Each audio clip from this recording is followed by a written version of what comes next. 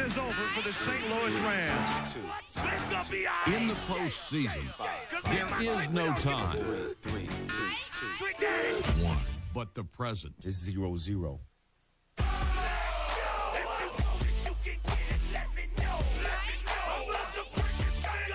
As far as regular season records, that stuff is out the door. We're in. How exciting to get another chance at the Rams after losing to them twice. Today, it gets real, as in do or die. First time we played the Rams. Forgot about the Rams? I thought we were just going to blow them out. Your mistake. Everybody knows somebody that knows somebody that knows something about. Next thing you know, The wheels fell off. There have been some dark clouds over Seattle, but that's how lightning strikes. Fight. We had 3 goals. We have a lot more confidence. Get in the playoffs. We feel good. Win the division. There's a lot more swagger. Go to the Super Bowl. No past, just passion. The playoffs. You lose, you go home. Point blank. More than 67,000 at Quest Field in Seattle, hoping to watch their Seahawks do something they haven't done since 1984. Win a playoff game. And that's the longest drought in the NFL. Hello, everybody. I'm Mike Patrick. It's great to have you with us. The St. Louis Rams swept this season series with the Seahawks, and in the process, they scored 56 points. Yes, the Rams are only 8-8. The defense isn't that great. Their special teams aren't. But you'd better be afraid of that offense. Joe, that offense can still outscore anyone. Well, Mike, the thing is with Mike Martz, you can't just simply say to him, hey, coach, you're ruthless. He loves that. He likes to be called that. That's the type of play caller he is. His offense is fast and furious. He loves to put the ball down the field.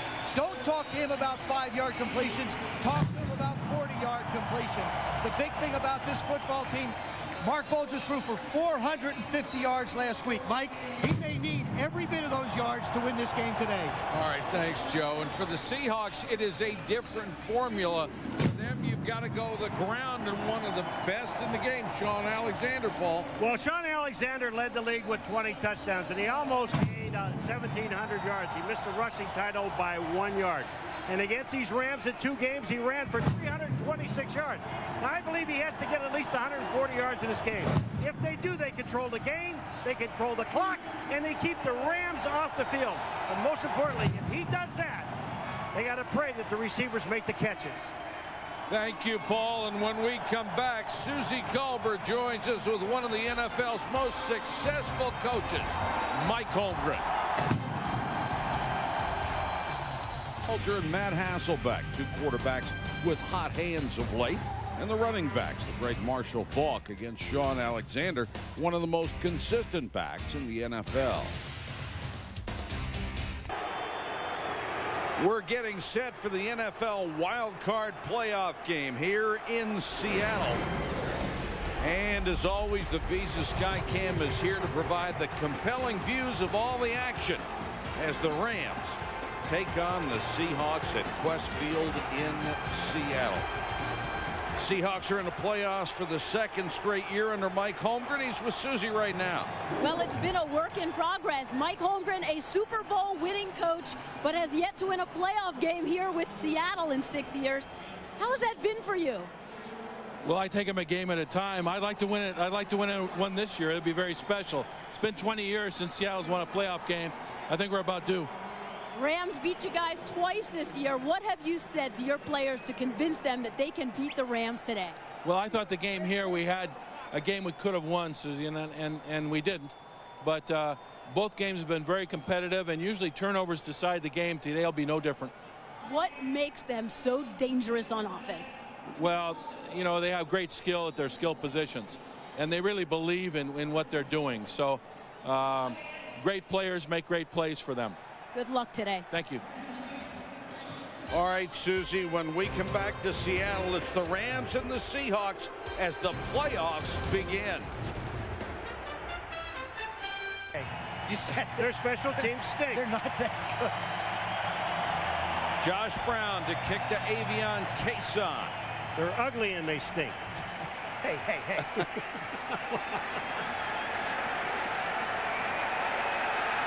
The playoffs are underway in Seattle. Kason from the 4. Taken down at the 24. Let's meet the Rams offense. Mark Folger, West Virginia University. Marshall Faulk, San Diego State. Joey Goodspeed, Notre Dame. Torrey Big Game Holt, North Carolina State. Isaac Bruce, University of Memphis. Brandon Manu Arizona. Orlando Pace, The Ohio State University. Tom Newton, Western Michigan University. Andy McCollum, Toledo. Adam Timmerman, South Dakota State. Blaine Saipia, Colorado State. The downside of the kick return team is they don't get good field position. The upside is this offense doesn't need good field position. Mark Bulger, even though he missed 3 full games, nearly passed for 4,000 yards.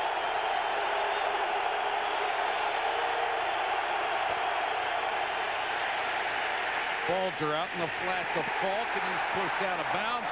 Let's take a look at the Seahawks defense. Chike O'Keefe, Purdue. Cedric Woodard, Texas Longhorns. Rashad Moore, Huntsville, Alabama.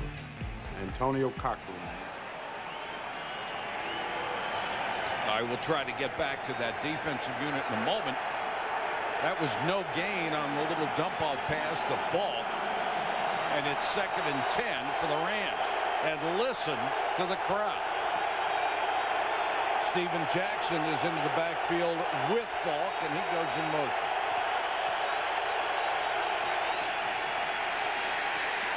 Bulger with time. Faulk out of the backfield. First down as he reaches the 37-yard line. Well, the one thing about this Ram football team is that they give Mark Bulger an awful lot of time. Just take a look at the time that he has, and I'm going to tell you right now, Marshall Faulk was not the primary receiver. Watch the time he has. He just looks in the pocket. There is a hole to throw the ball. Look at the hole. Bang, right on the arms of Marshall Faulk, and he gets a first down. That's easy. And Faulk for years has been such a brilliant receiver as well as an outstanding running back. He'll go in motion this time.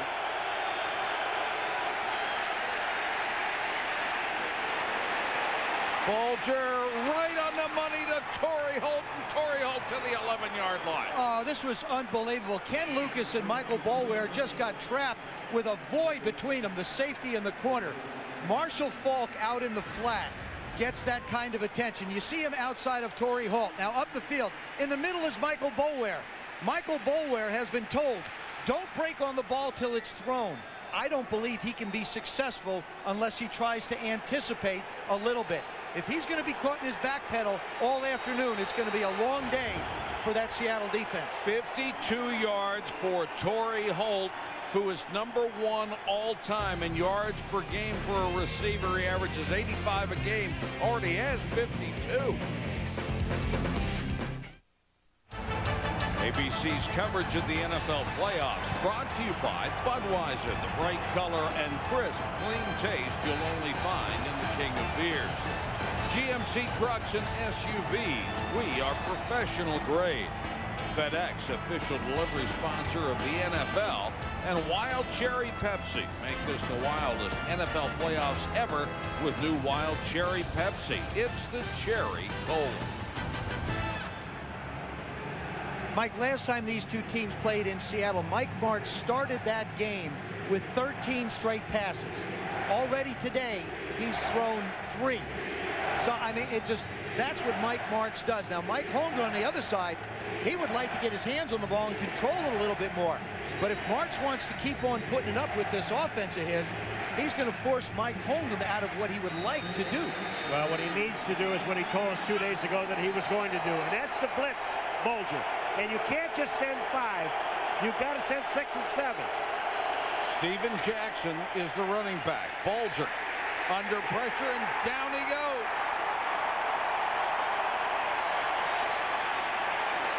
Catavides, the middle linebacker, applied the pressure up the middle. All right, just take a look. Here's what happens. This is a play-action pass here. But the linebacker, Catavides, doesn't stay with it. He just goes. And when he does... Chike O'Keefe did a really nice job. Chike O'Keefe. He doesn't sit on the line of scrimmage and wait. He goes right after Bulger. And this is what they have to do. They cannot sit back and wait. Draw play, Jackson. Excellent pursuit by Seattle. They'll take him down at the 10-yard line. Marcus Trufant and Marquand Manuel on the tackle. Jackson, the rookie out of Oregon State, not only the heir apparent to Marshall Faulk, but splitting time with him already. You know, he may be the heir apparent, but very few running backs can bring to the game the versatility that Marshall Faulk can do. Steven Jackson is a much bigger back. He's 25 pounds heavier than Marshall Faulk, so you won't see him split out like Marshall can and does. Isaiah Kazavinsky is the injured Seahawk. They have been devastated by injuries at the linebacker core. We'll be back in a moment. Back in Seattle amid chance of defense. The Rams, 3rd and goal.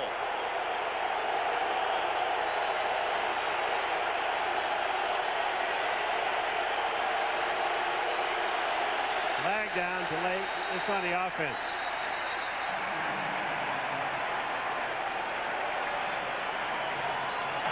Prior to the snap, false start, 76, offense, 5-yard penalty, still 3rd down. And that is their all-world left tackle, Orlando Pace. And that is, as the fans are referred to here in Seattle, as the 12th man. The crowd noise here can be a big factor. We saw it on that play. It can also help Seattle's offense to slow down that pass rush once they get the ball. We heard it in the opening. I couldn't hear you in the opening. I don't know. It was so loud. The Rams are going to take another timeout. And that's 2 they have burned on the opening drive. We'll be back to Seattle in a moment.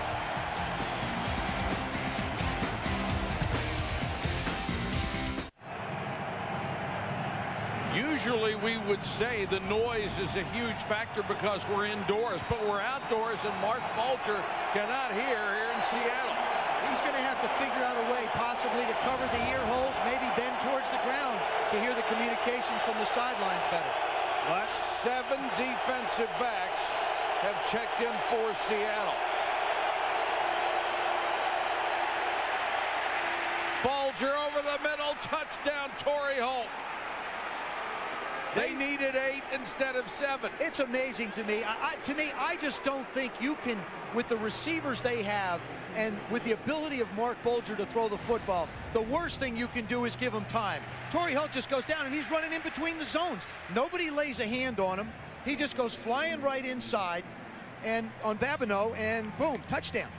They burned 2 timeouts. They had a couple of penalties. They had a sack. But in the end, Bulger is 4 for 4 for 79 yards and the touchdown. Did he make the catch, Mike? That's going to be the question. Well, the fans went absolutely nuts, and what they were screaming at, and Ed Holmgren actually, did he throw his flag? He had to. Good catch for a touchdown. They're going to see if Torrey Holt has possession of the ball when he goes into the end zone. There's the throw. There's the ball. Oh, that's a catch. Hadn't hit the ground yet, has it? No, it hasn't. When you just take a look at his left arm, and it's underneath the ball. Look at it underneath the ball. Oh, I don't know. I don't know, Paul. I'm sorry. Right there, it looks like the top part of the football gets to the ground. You better have something more conclusive than that play. And that is the key, because it has been ruled a catch and a touchdown on the field, so they have to find enough to overturn that rule. Yes. Irrefutable? Is that the word? That's correct. But I'll tell you what, the thing that sells is for Torrey Holt, and you really, give him a lot of credit. He got that left arm underneath the ball, and it just really looked like a catch. Here it comes again. Look at his left arm. Look at the ball. Ball's on the ground. The ball can hit the ground if the receiver has control. That is part of the rule. I don't believe he ever really has control. I think the ball hits the ground right there. The ball is on the ground. He does not have control of the football. If I was reviewing this, I would think that it would be an incompletion. I think it's a touchdown. So do Paul, I. you get the tiebreaker. I think it's a touchdown because Walt Coleman gets the Look tiebreaker. at the end of this. Watch his hand underneath the ball. Now he moves it. His hand is under the ball the entire time. All right, here you go. I think he moves his hand late, Paulie. See the ball down. Now watch his right hand slide. You know, it would be nice after 20 in the 23rd game that you got one right. I'm trying. And I knew you wouldn't agree with me anyway, so what was the difference? But I tell you what, it takes a lot to overturn these babies. Well, Walt Coleman, now keep in mind, Walt Coleman was the official in the championship game a year ago when everybody did a lot of bumping and chucking. So, you know, he was, and also the other thing we ought to note about this officiating crew, this crew has been together all year. Right. It used to be all-star crews that would come in and do the playoffs, and I think that's a great decision by the league to be able to allow the men to work, get to know one another, and then work the playoffs together.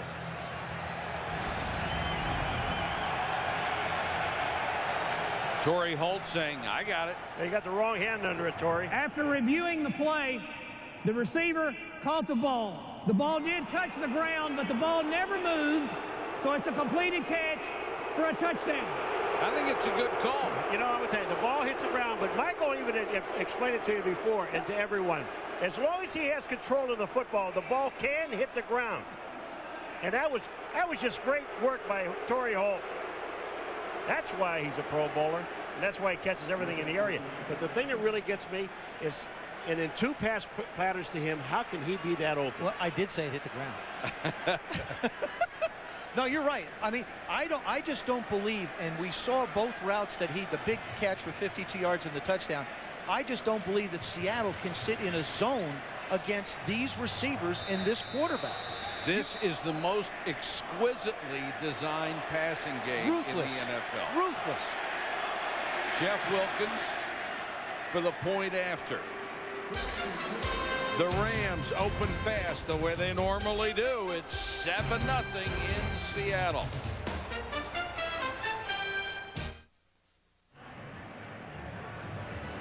St. Louis with the first quarter lead, 75 yards on only 6 plays, 3 minutes and 27 seconds. It did cost them 2 timeouts, and Seattle loses 1 as well, and a challenge. It doesn't matter how many timeouts St. Louis has. No, never has.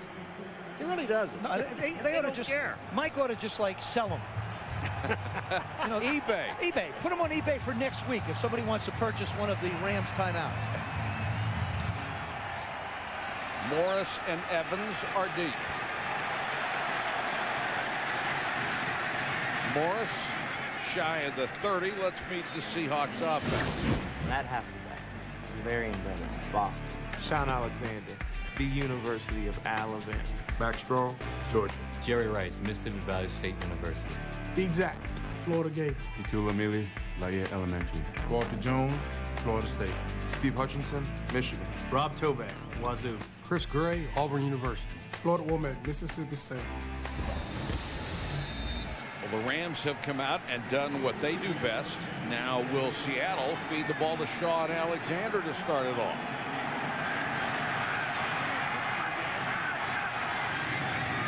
Hasselbeck to throw on first down. Has a little bit of pressure. Throws knocked up in the air and intercepted. Darrell Jackson had a hand on it, and it is intercepted by the Rams' Travis Fisher, and that has been the bane of Seattle's passing attack all year. Dropped balls. The final thing I said in the opening was, and pray that the receivers can hold on to the football. Look at this. This ball hits him right in the hands. It's a magnificent interception. But I'll tell you what, you got to get tired as a quarterback throwing to these receivers and have drop as many balls as they drop. Especially when you hit them right in between the numbers. You have to keep throwing, but you're right, Paul. And the Rams had only 6 interceptions all year long. That ties for the worst ever in a non-strike season. So what a way for their secondary to start the playoff. Jackson is the tailback. Cuts it outside after a hesitation. Takes it to the 35-yard line. You know, it almost looks like Seattle defensively on the line has decided that they don't want to try and penetrate to put pressure. It's like they take a step or so. They're waiting for the Rams to set into pass protection and then try and knock the ball down. They're not really getting any pressure on Mark Bulger at all. Mike Holmgren told us a couple of days ago, he said, let me tell you something. We cannot get to this guy with 4 people. We cannot get to this guy with 4 people. They've got to send some people, and they've got to send it from the outside. 3 wide receivers. Kevin Curtis, the 3rd man in the slot. Bulger, pump fake.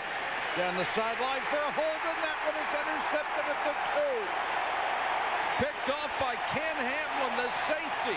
Came over in double coverage, and the secondary that had 23 picks during the regular season gets a huge one here. Mark Bulger just doesn't get the separation. He tries to pump fake and move Hamlin, but he doesn't. Ken Lucas is staying with him, just goes up and gets the ball, makes the interception. Big defensive stand by Seattle. They dodge a big bullet.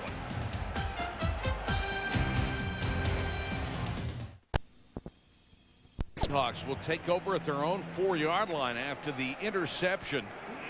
Mark Bulger still hasn't had a pass hit the ground, but unfortunately for him, that was caught by Seattle. Listen to this. In 4.5 minutes, we've had 3 timeouts, 1 challenge, 2 interceptions, and a touchdown. Hello!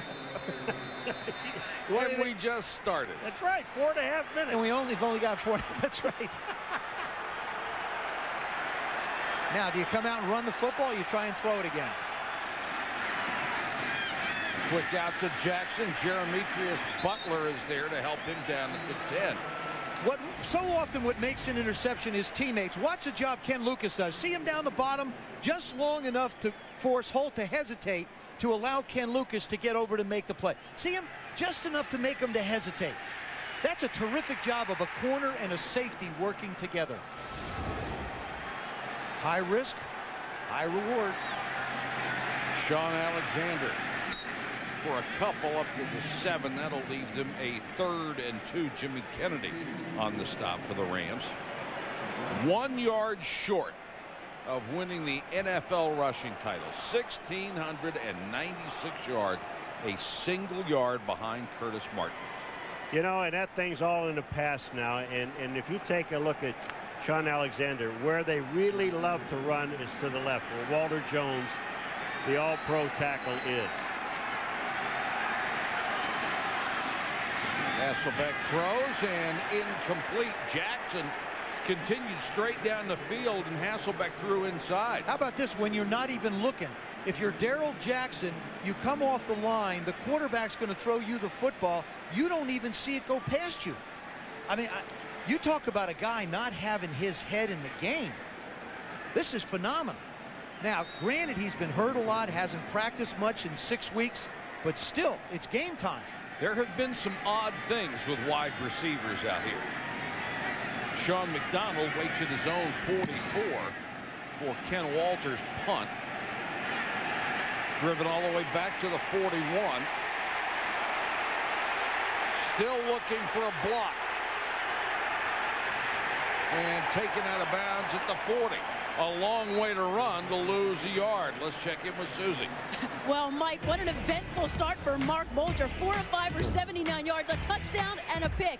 He admitted as recently as October he still felt overwhelmed with the game plan. Today it is 300 plays thick. Consider, though, this just his first full season as a starter. This is the most complex offense in football. Mark's telling us last night the metamorphosis this season, incredible. Mark is seeing everything, doing things in the game that Mark's never thought he could do. And Mark explaining he used to be mentally drained. Now it's just physical. Susie, it's amazing to listen to Mike Martz say, not only can I compare him with Kurt Warner, but he's better than Kurt Warner. Jackson picks up a couple. Torrey Holt told us there's more behind Bulger's quiet demeanor than we see. Mark is a very competitive guy. Very competitive. It's funny. He's cool and calm, and that's good. I call him lukewarm.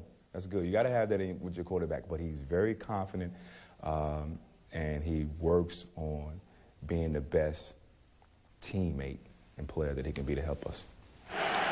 Torrey Holt's a very interesting guy, and he's very bright guy. Well, Bulger said if he wants to call me lukewarm, that's okay.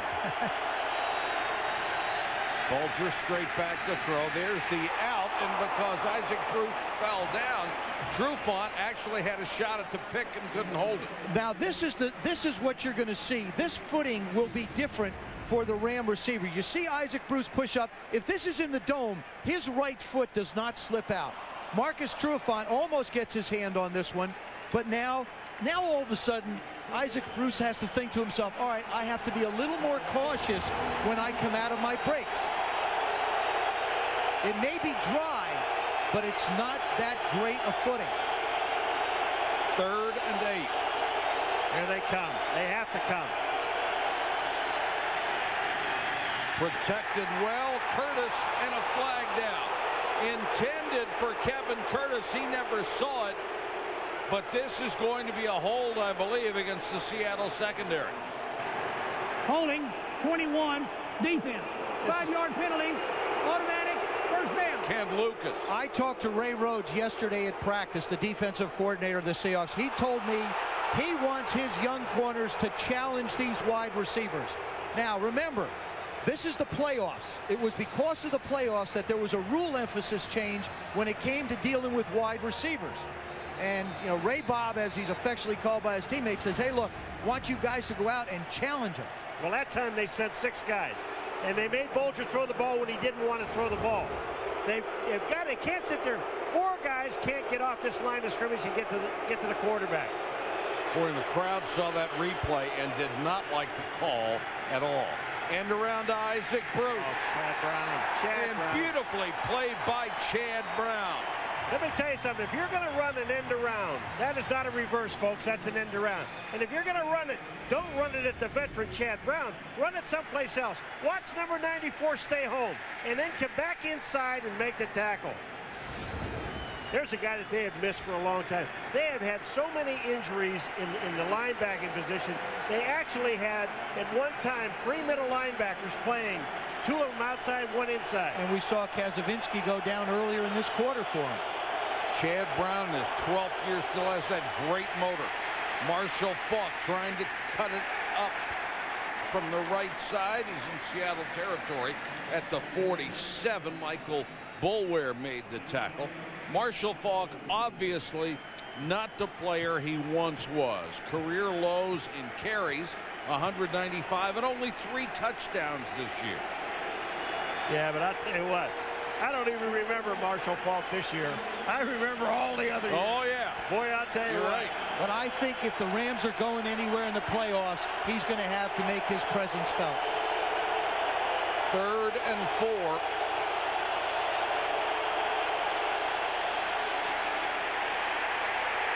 And Bulger caught by the middle of that pass rush and dragged down. Rocky Bernard and Chad Brown coming up the middle. Michael, sorry, but this is what they really have to do. Now, Chad Brown's the number 95, is coming up the middle. But look in the middle of the field.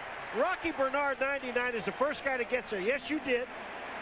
And that's what you have to do with Bulger. You've got to take him out of any kind of a rhythm that he gets into.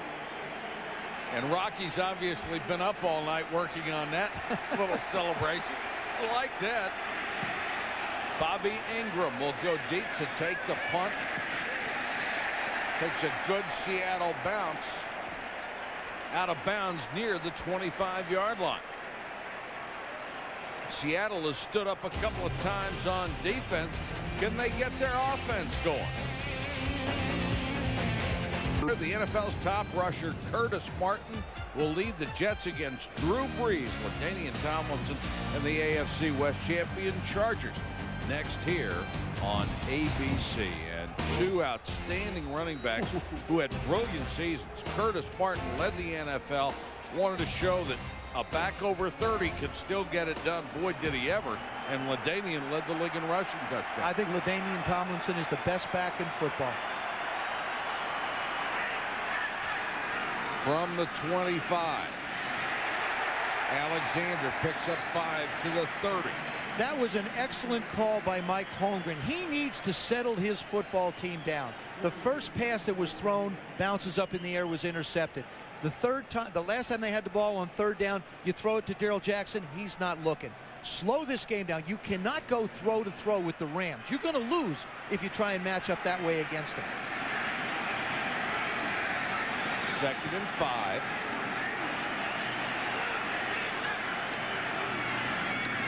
Alexander nowhere to go. Then he cuts it back.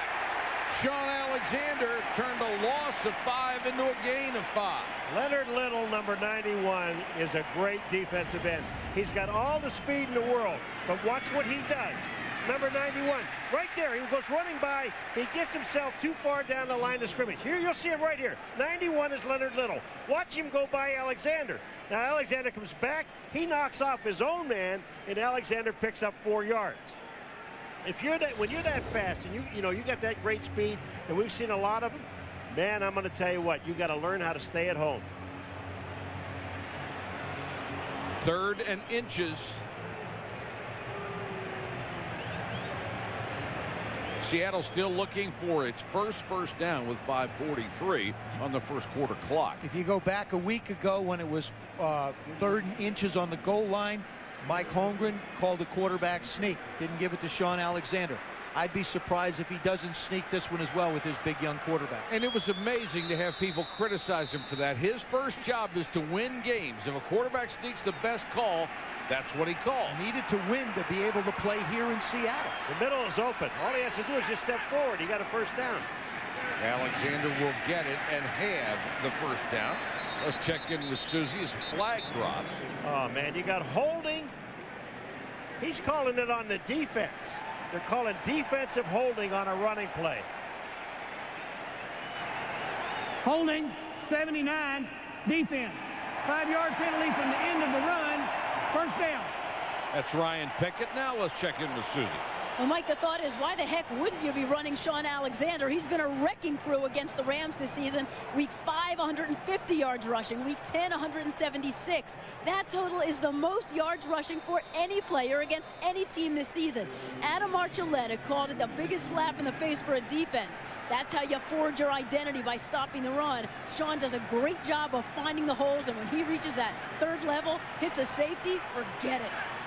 And yet, Susie, the coaches are well aware that in spite of that success on the ground, they lost the first 2 games. And in the second game, they only scored 1 touchdown. What Sean Alexander gives you, which every quarterback and every offense wants, on first down when he runs the ball, he gets about at least 4. Now you're sitting in that position of 2nd and 6 where you can do almost anything you want. Yeah, and the problem is you throw it to your receivers, you're crossing your fingers and hope they catch it. It's true. They have not thrown a pass anywhere close to Jerry Rice so far. Everything has gone to the other side, to Jackson. We have not seen Corn Robinson. Hasselbeck. First down and more to the Rams, 38-yard line. Gain of 17.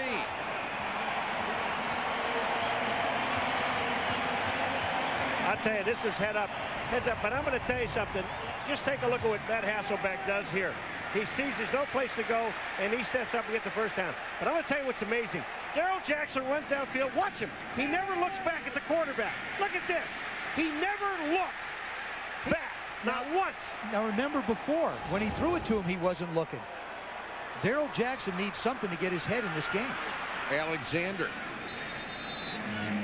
Well, didn't that last one tell you he's not the primary receiver? And he does.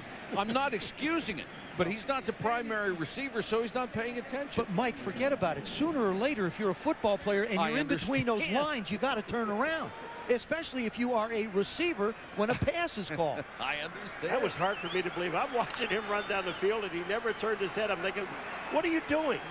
And here's a guy they invested a lot of money in. And he's had a whale of a year. 87 catches, almost 1,200 yards. They'll whistle this one dead. And it looked like Porchak Womack, the right tackle, moved early. Prior to the snap, false start, 77, offense. 5-yard penalty, still 2nd down. Let's take a look at the Rams defense. Leonard Little, Tennessee. Ryan Pickett, The Ohio State University. Jimmy Kennedy, Penn State. Anthony Hargrove, Port Charlotte High School. Tommy Pollard, Florida State. Robert Thomas, UCLA. Pisatino Samoa, Hawaii. Jeremias Butler, Dallas Carter High School. Adam Archuleta, Arizona State. Antoine Edwards, Clemson. Travis Fisher, Godby High School. 2nd and 14, and Antoine Edwards, one of a half dozen guys they've had playing free safety. They picked him up from the Dolphins in the middle of the year. Hasselbeck under pressure, throws short to Jackson, and Jackson pushed out of bounds by Fisher. Now this is heads-up play by the quarterback, and this was all done by him. Matt Hasselbeck steps up. He could have thrown a little dump pass to his left, but he knew that wasn't going anywhere. Watch him. He'll look. Now he sees the left. Now I'm not going to go there. And hold on. Here's the line of scrimmage. Let me get it back to Jackson. And so often quarterbacks, as they scramble around, they lower their heads and decide to run. He did a nice job of disciplining himself, looking downfield, knowing where everybody is, and getting the ball out of his hand.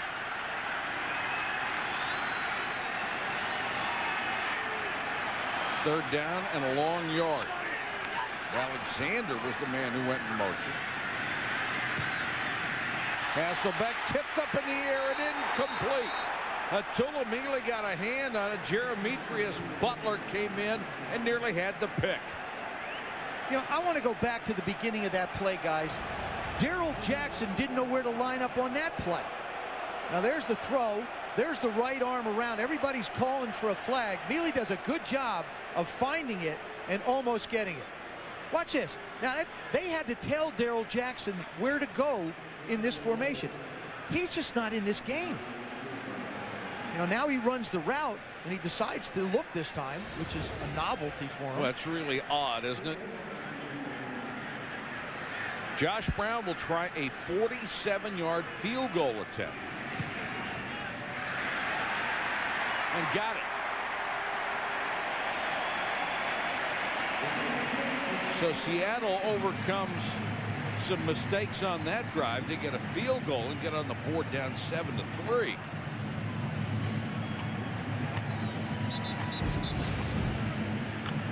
Wild card weekend, of course, the Rams, the Seahawks, the Vikings, and the Packers. And the Eagles host the lower seed a week from now. The Falcons will host the higher seed in the NFC. And of course, I don't think there is a single team in there that has a lock on anything or a single team that can't win the entire NFC. I think the Philadelphia Eagles have become the great question mark because since Terrell Owens got hurt, they have not had to play a meaningful football game. So you really don't know how they're going to react. So you just are not sure what you're going to get out of it. I mean, Green Bay could catch on fire. Heck, if the Rams come out and play like they did on the first drive, they could be unbelievable. Tell you one thing about Philadelphia, though, you're going to see some defense. I know one thing. Andy Reid is not excited about getting to the NFC Championship game without going to the next level. That's right. If he can get his ball club there. And then how about Michael Vick? The Vick factor. You know, who stops him, maybe?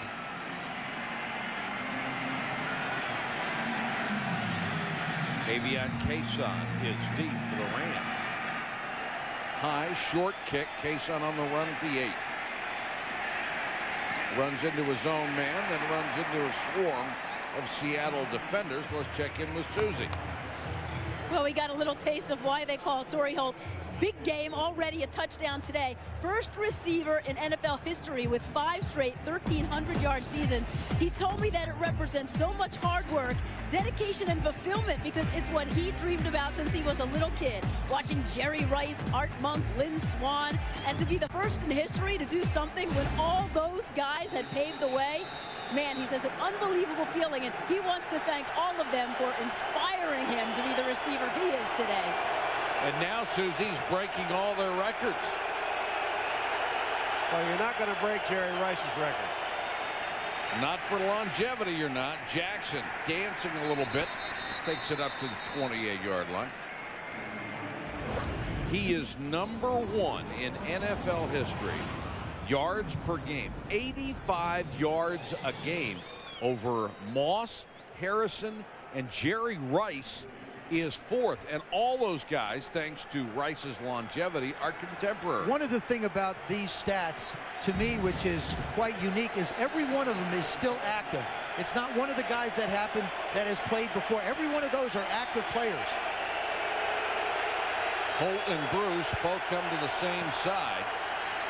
Jackson behind Goodspeed, lowers his shoulder, takes it up near the 32-yard line. Wait a minute. You know, I'm watching 4 or 5 running plays now.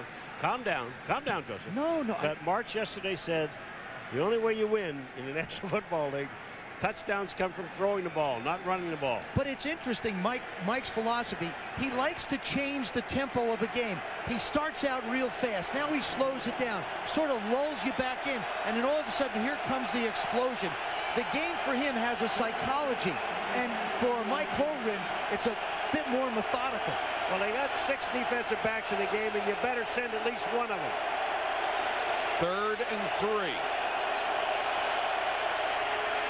Blitz coming. They pick it up, and Bulger throws complete to Holt. First down at the 45. Mike Martz, a lightning rod for criticism, but boy, is he fun to watch run an offense, especially this offense. Well, and you look at here, you got Torrey Holt one-on-one, and every time that Bulger sees this matchup, you can be assured that he's going to throw the ball there.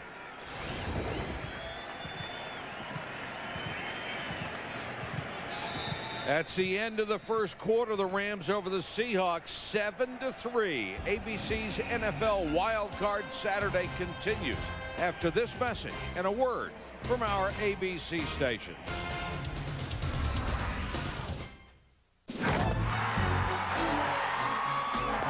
Not in our house, buddy. Not today. Oh, no. This ain't going down. Not today, not in our house.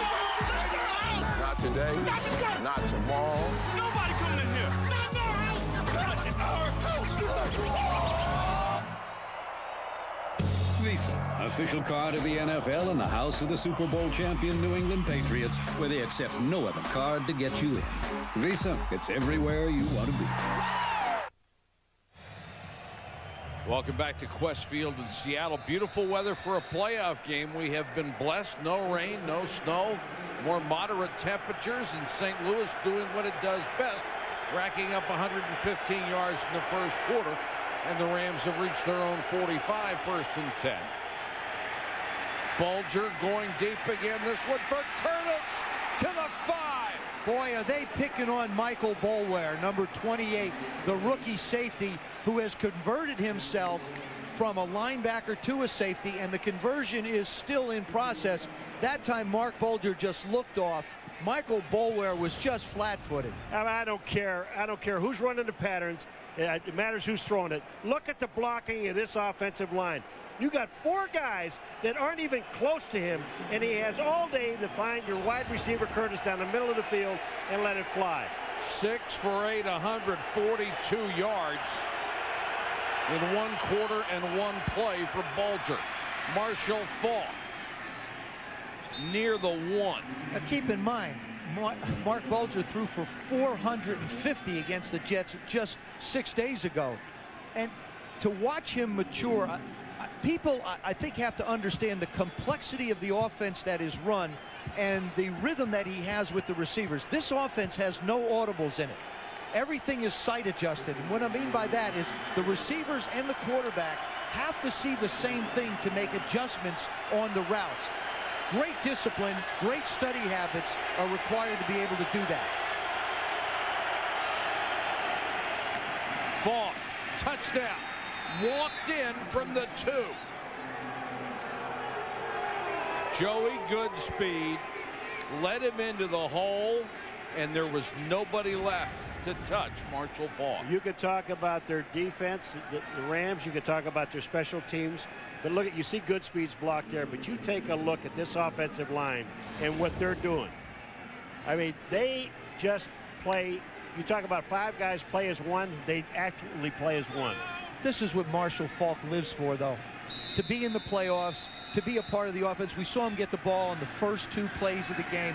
Mike Martz has made an excellent decision getting him involved early. Jeff Wilkins for the point after. Both touchdown drives for the Rams, 75 yards in 6 plays, and they have a 14-3 lead. Mark Bulger has already had a big first half, and he has led Seattle, or St. Louis rather, to a 14-3 lead over Seattle. That drive took only 3:33, and Falk capped it off with a touchdown run. When the drives have 50-yard passes in them, it doesn't take very long or a lot of plays to get where you want to go. Well, that's been the hallmark of this team. They don't take very long, and all year long this has been one of the points in the game when they start to dominate, that something really silly happens on special teams.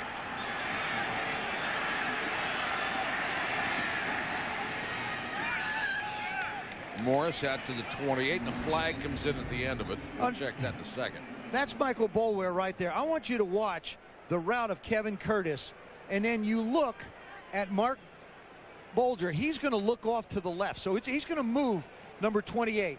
There's the pump. The safety gets turned. Remember, he's a linebacker. His hips aren't going to be real quick.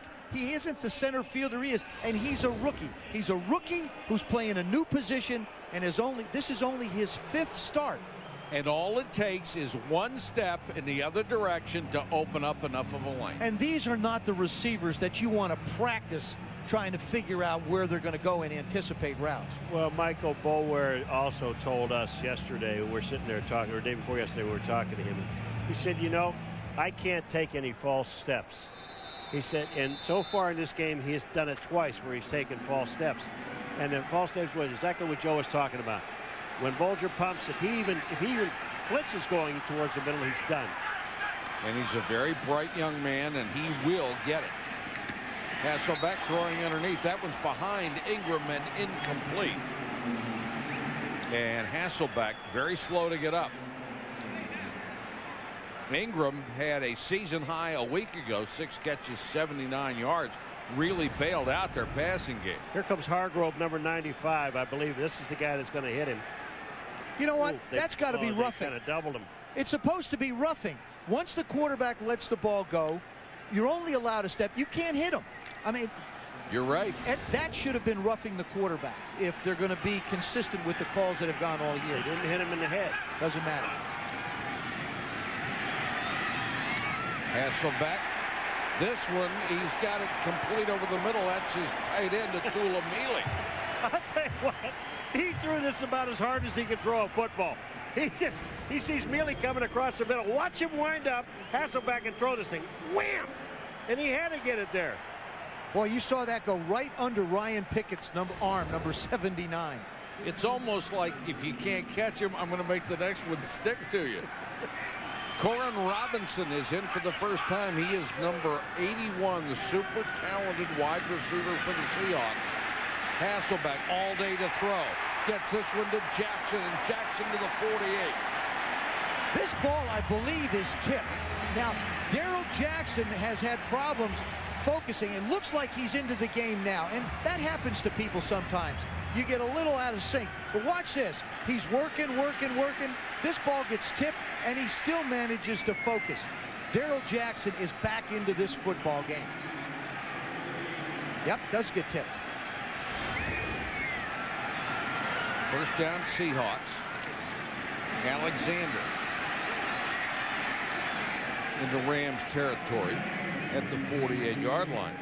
Corin Robinson is a player that a lot of people say has just such extreme talent, and they've been upset with Mike Holmgren for what they perceive as coddling a former #1 draft choice.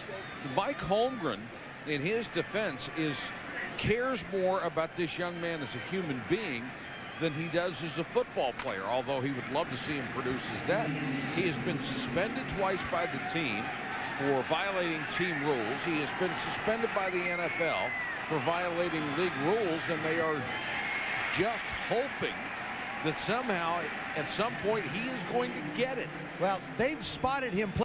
The problem for the Seahawks right now is Sean Alexander has come off the field dangling his left shoulder. He took a shot on that last running play, or the forearm. He gets hurt right on this play. That's Archuleta coming flying up in there. And then he gets pounded on top of it. And that leaves Maurice Morris, the third-year player out of Oregon, as the tailback. And as good as he might be, he is no Sean Alexander. There is Morris fighting for extra yardage and has it inside the 40. I'll tell you what, old Maurice is Maurice. He's not Sean Alexander, he's Maurice. And Maurice picks up a first down. And by driving his legs and not stopping. We talked about Sean Alexander. Sean averaged 4.8 yards a carry. Maurice averaged 4.2. So they can run the football. The Seahawks are a very balanced offense, and we're seeing it here.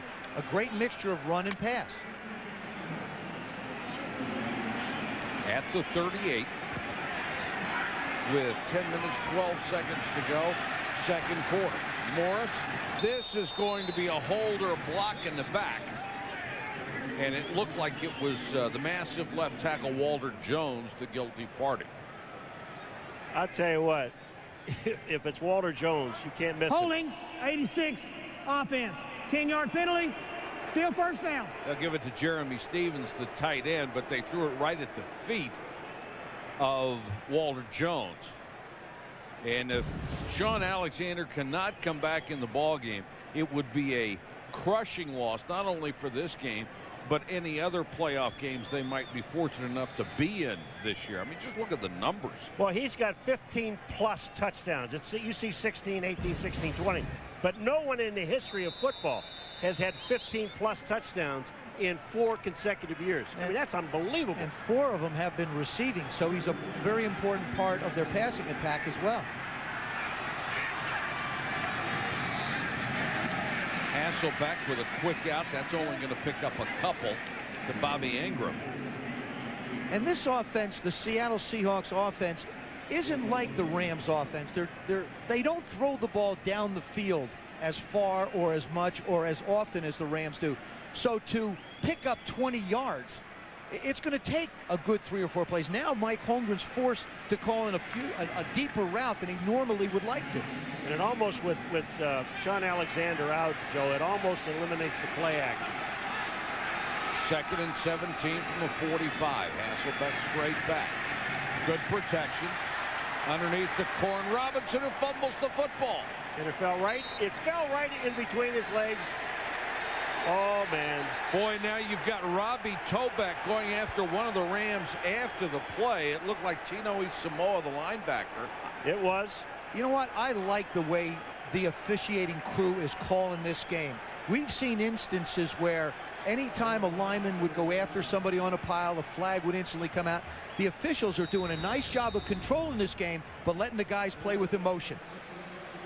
All right, here, see Samoa. You see him, number 50. He's right there. And Tobeck comes up and just nails him. Well, that was after that. Boy, it was a real break for Corn Robinson that ball bounced right back into his tummy. And now Matt Hasselbeck will use Seattle's 2nd time out of the first half.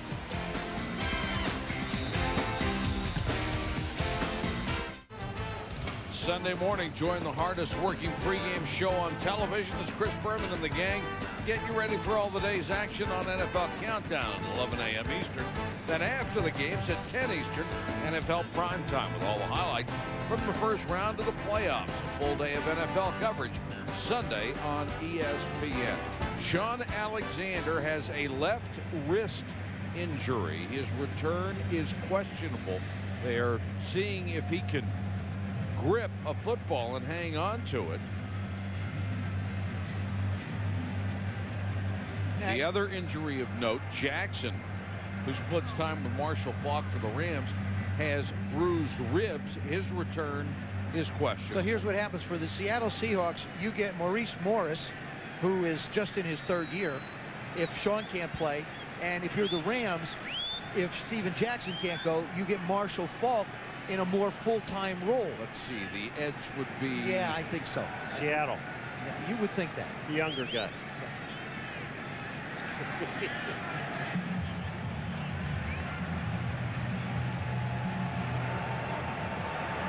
On the previous play, due to the fight, we stopped the game clock. After a game clock stoppage, we must reset the play clock to 25 seconds, which did not happen. We will give Seattle their timeout back. Oh, isn't that nice? Now that's generous. It's Christmas, right? It's Christmassy. All right, there's Sean Alexander. And I'll tell you what. You got another hand to carry the ball in. He's going to be in. I mean, there's like, this is it. What do you know? This is it, man. I mean, unless you physically can't walk on this field. What do you know about carrying the ball? Are you kidding?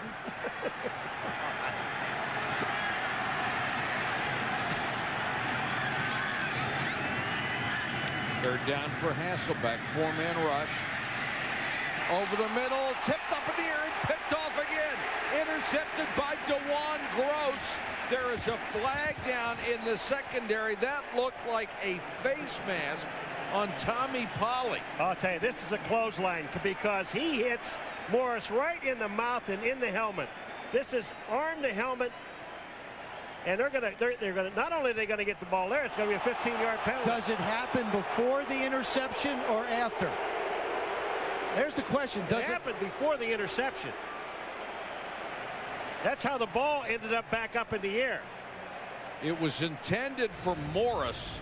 All right, take a look at it here. Here comes the ball in the air. Boom, Paulie hits him right there. There's no interception yet, and that's a face mask. The ball was still live. Personal foul, grasping the face mask, number 57 of the defense, while the pass was in the air. 15-yard penalty from the previous spot and a first down. They're calling it on Trev Falk and not 52 Tommy Polley, and it's a huge call because it's a first down for the Seahawks. And it would have been a first down for the Rams with the second interception of the game. Yeah, this was an outstanding, well, I mean, it was kind of an easy call to make, and here comes Sean Alexander. Here's the play. Just take a look at, watch this, across the mouth, and that ball is still being tipped up in the air. So the infraction is right here by Falk. Now you've got a guy who's caught 9 passes all year trying to go in a playoff game and step up. A lot to ask. Alexander is back in on 1st and 10. Hasselbeck steps up, throws underneath Ingram, touchdown.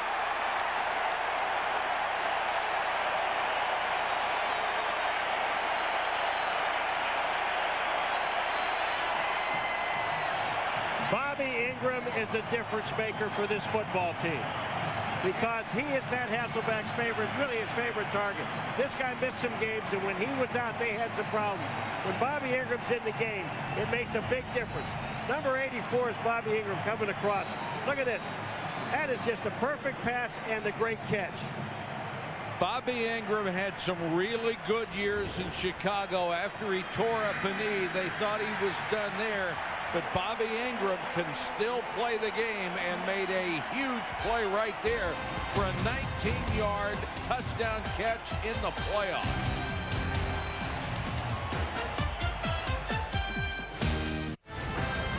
ABC's coverage of the NFL playoffs brought to you by Southwest Airlines, proud sponsor of the NFL, an official airline of Super Bowl 39. Nissan, everything we touch, we shift, and everything we shift, we try and make better. Bud Light, fresh, smooth, real, it's all here. And Cialis, ask your doctor if a free sample of Cialis is right for you. Today's aerial coverage is provided by Anheuser-Busch.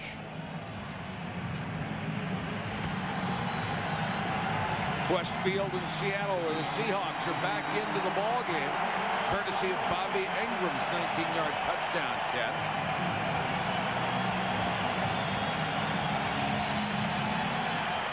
Low line drive kick. Avion Cason from the 1. And take it out at the 17. Timeout with 8:14 to go first half. Back in a moment.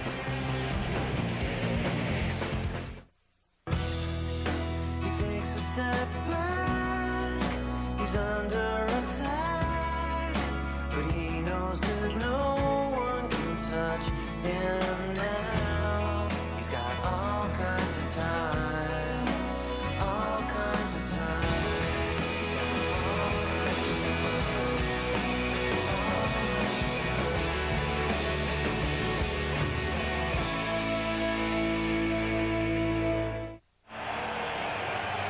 Back in Seattle with two head coaches, both of whom believe in the pass, but in widely differing varieties of passing attack. Mike Martz was the offensive coordinator for Dick Vermeil when the Rams won a Super Bowl. Mike Holmgren won his Super Bowl in Seattle. It's West Coast versus vertical. Don't you love just talking to both of them, though? I mean, they're almost opposites. But when you sit, Martz is sitting there with that little smile on his face, you know he's got something up his sleeve. They're almost to the point of eccentrics when it comes to their offensive philosophies. They believe in it so much. Steven Jackson is back in for the Rams, goes to the slot in the near side, so they have 5 wide receivers. 4-man rush for Seattle. Bulger underneath, Curtis to the 31-yard line. That will be enough for a first down. And Kudavides, the middle linebacker, had to make the tackle on Kevin Curtis, the wide receiver. When they split them out like that, now you've got 4 defensive linemen on 5 people. They don't have a chance, the defensive line. Mark Bulger just slides around a little bit. Kevin Curtis, they really went looking for somebody to take Oz Akim's spot when he left for Detroit a few years ago. And Kevin Curtis has seemed to have been the one to step up and fill that 3rd receiver role. So that Mike Holmgren won his Super Bowl in Seattle. Obviously, it was in Green Bay.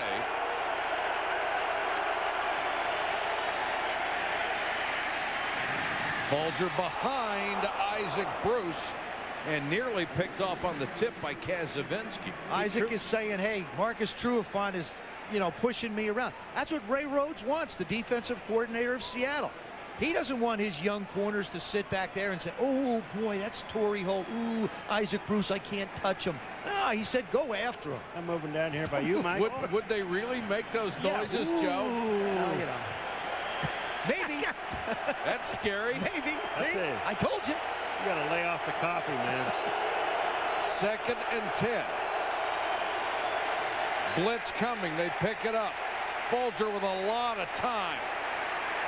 Now he's pressured and throws it away. There's a flag on the play, and it's going to be holding. There's another flag downfield also at the 40-yard line. And that in that area, that's holding. That's right. And at the line of scrimmage, that's holding the other way. I don't think this play is ever going to happen.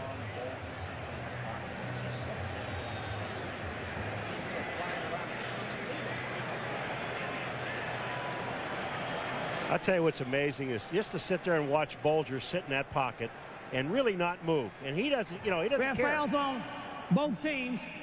Illegal contact, 94 defense. We have a personal foul, chop block on the offense. Those penalties all set. Repeat 2nd down.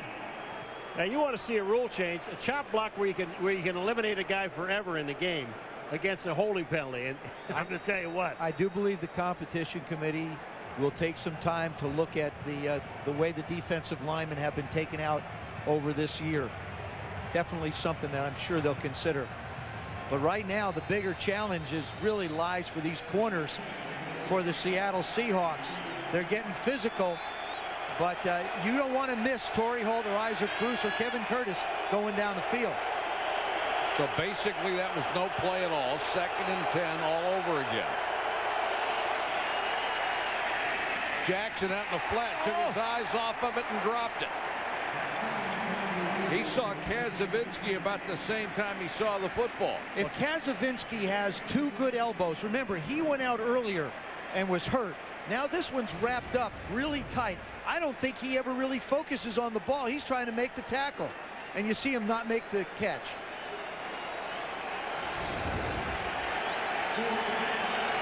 This Seattle crowd has not seen a playoff victory since 1984. Talking about hungry, these people are starving to death. And listen to them. I mean, it's unbelievable. 3-man rush, and Bulger fits it into Isaac Bruce to the Seattle 49.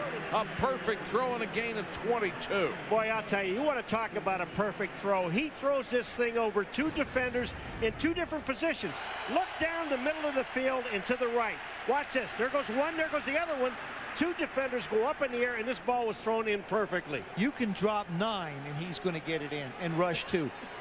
The thing you can't do with Mark Bulger is give him time to throw the football. You've got to pressure him. Paul, you keep mentioning it. It's something they're going to have to do. They're not getting there with 4. Double pump, tries to run, got back near the line of scrimmage. Mark Bulger has been on fire in this first half against the Seattle defense. Young man out of West Virginia does a real nice job of throwing different types of passes. What he does is he arcs it, and then when he gets an opportunity in the middle of the football field, he guns it. He sees the field so well that he is able to judge whether he wants to put trajectory on it or he wants to try and fire it in. 2 completions, 4 attempts for 9 yards. Look at the completions over 10 yards. 6 of 8. Here they come. They've already gotten to him 3 times. Bulger throws this one out of bounds. McDonald was the closest man to it. It will be 3rd and 11. Well, I'll tell you, this shows you what happens when you put the blitz on Bulger. First thing he sees when he sees the blitz, so watch him move to his left. Here comes the blitz. He knows he's got to get out. So when he moves out, the only thing he can do now is just throw the ball away. This is what I don't care. You've got to put these guys, the corners and safeties, on islands, and you've got to send 7 people. And Tom Newton, his starting left guard, who already had a bad knee, came up limping after that play, and the Rams don't have much wiggle room in the offensive line. Another blitz. Bulger sidesteps and throws complete. Holt inside the 40, dives and should have the first down. Boy, did he know where those sticks were. See, I don't care that they complete this pass here. They made Bulger step up. This was Torrey Holt coming back. But watch what Bulger does here. He sees blitz coming. They send the ball. He just steps up. And the guy that really makes this play is number 81, Torrey Holt. Watch him come back to him. Come back, come back, come back. Oh, I got the ball. And then he goes back and picks up the first down. Well, they brought out the chains to measure. He's got it. And they do have it. I'm sorry, I didn't mean to question you and your ability to see the difference in 2 inches from here. I'm moving back over by Joe. Different. 2 guys made great plays on that route. Mark Bulger with the pressure, sliding around, staying with the route, and then you saw the awareness of Torrey Holt. This is a guy that has football awareness, knows where he has to get to. First he catches the ball, then he works to get to first down. First down just inside the Seahawks 39.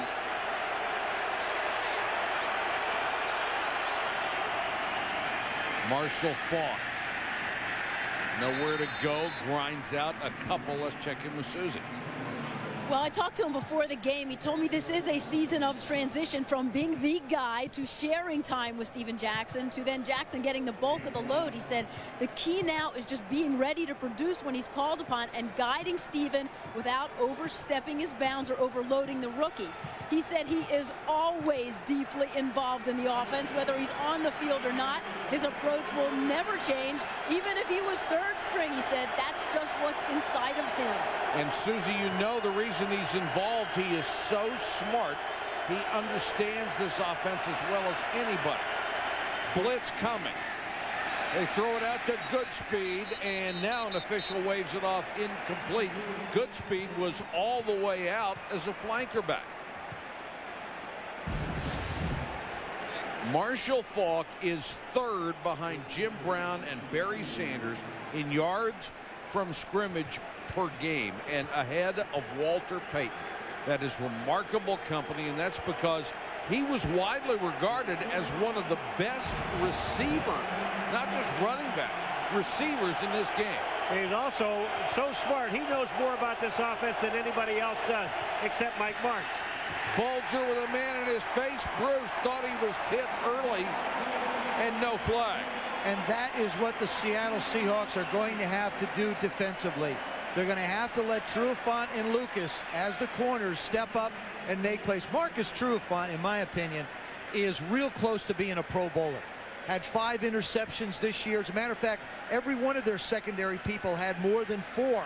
The 2 safeties and the corners. But Marcus Trufant has got those really quick feet and great hips. It's a very young, very talented secondary and a lot of top draft choices back there. Kevin Stempke Talk about a guy who doesn't get used much. The punter on the Rams hangs this one high down to the 14-yard line. 23-yard kick, but no return. Let's go back to Susie. Well, Mike, a shootout was what we were looking for in the first wild card matchup of the weekend. The last possession for Seattle looked like disaster. Another interception, but no, it was a face mask. First down, it allowed Hasselbeck to hit Bobby Ingram for the touchdown. He calls Ingram the most underrated on his receiving corps. And Ingram told me before the game he likes flying under the radar. That's his personality, not too flashy. He hears it from the right people. Players, coaches, they tell him he's an old school guy, dependable, runs great routes. Well, Susie, would this be a huge drive for Seattle right now? 4:17 to go in the half, starting deep in their own territory. If they get anything out of this, even a field goal would be enormous. We still don't know how Sean Alexander's going to react because he hasn't touched the ball since he's gone back in since the wrist got hurt.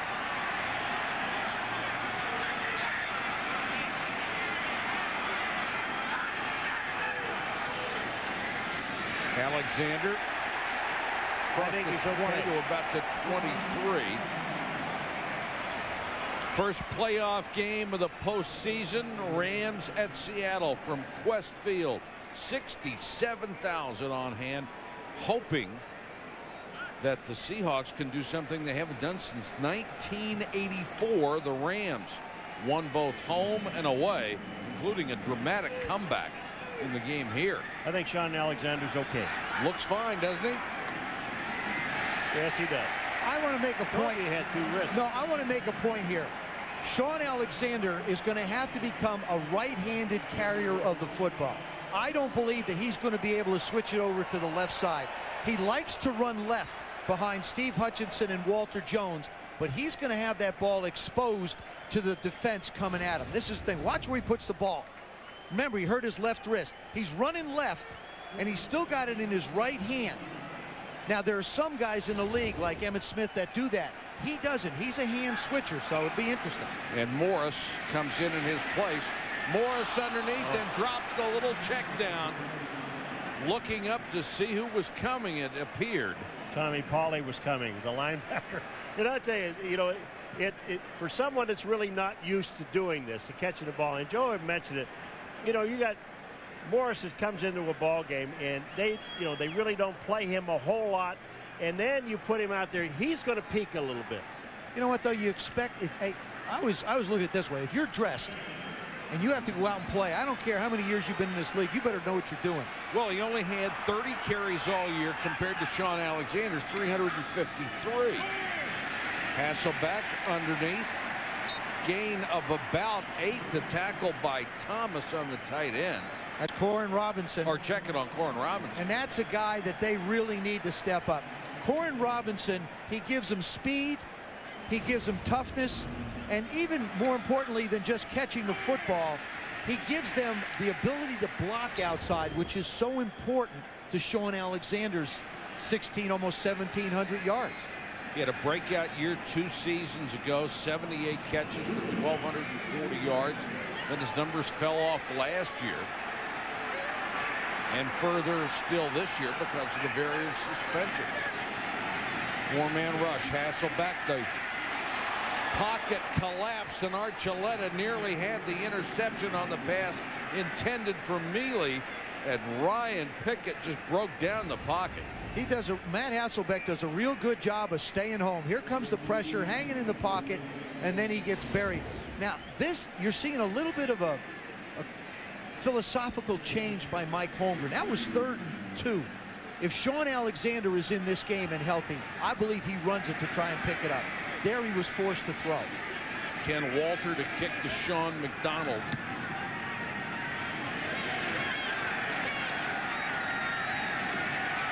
McDonald from the 18, dancing, and doesn't get very far.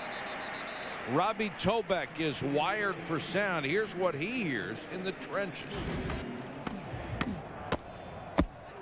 Jam, jam, jam! Jam, jam! Keep blocking as long as it takes now. Hey, as long as it takes, hold them out.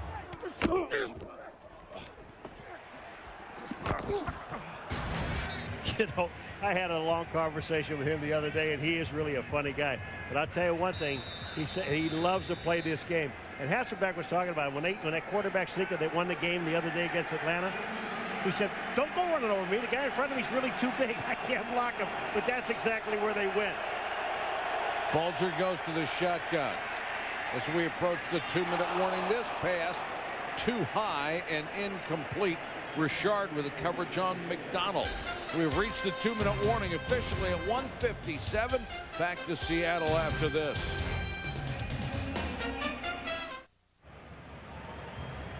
Coming up on the Lexus halftime show, Chris Berman, Steve Young, Michael Strahan, and Brian Billick take a look at the San Diego Chargers turnaround year. And boy, haven't they ever under Marty Schottenheimer and Drew Brees.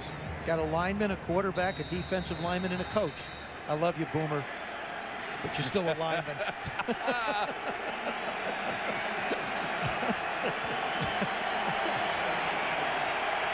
Second and 10 for the Rams, who only have one timeout remaining. Go get him. You better go get him. Four-man rush and the toss to Falk. And Marshall Falk will get out of bounds to 25 after a gain of only 3. It'll be 3rd and 7. Give you an idea of the philosophies of both of these coaches. St. Louis, they have 9 completions for 187 yards. That's Mike Martz. Seattle has 9 completions for 97 yards. And that's Mike Holmgren. Well, and you know, when you look at it, though, you're looking at it, guys. There's a team that goes downfield against a team that really doesn't. I mean, their whole game, Seattle's within 15 yards of the line of scrimmage.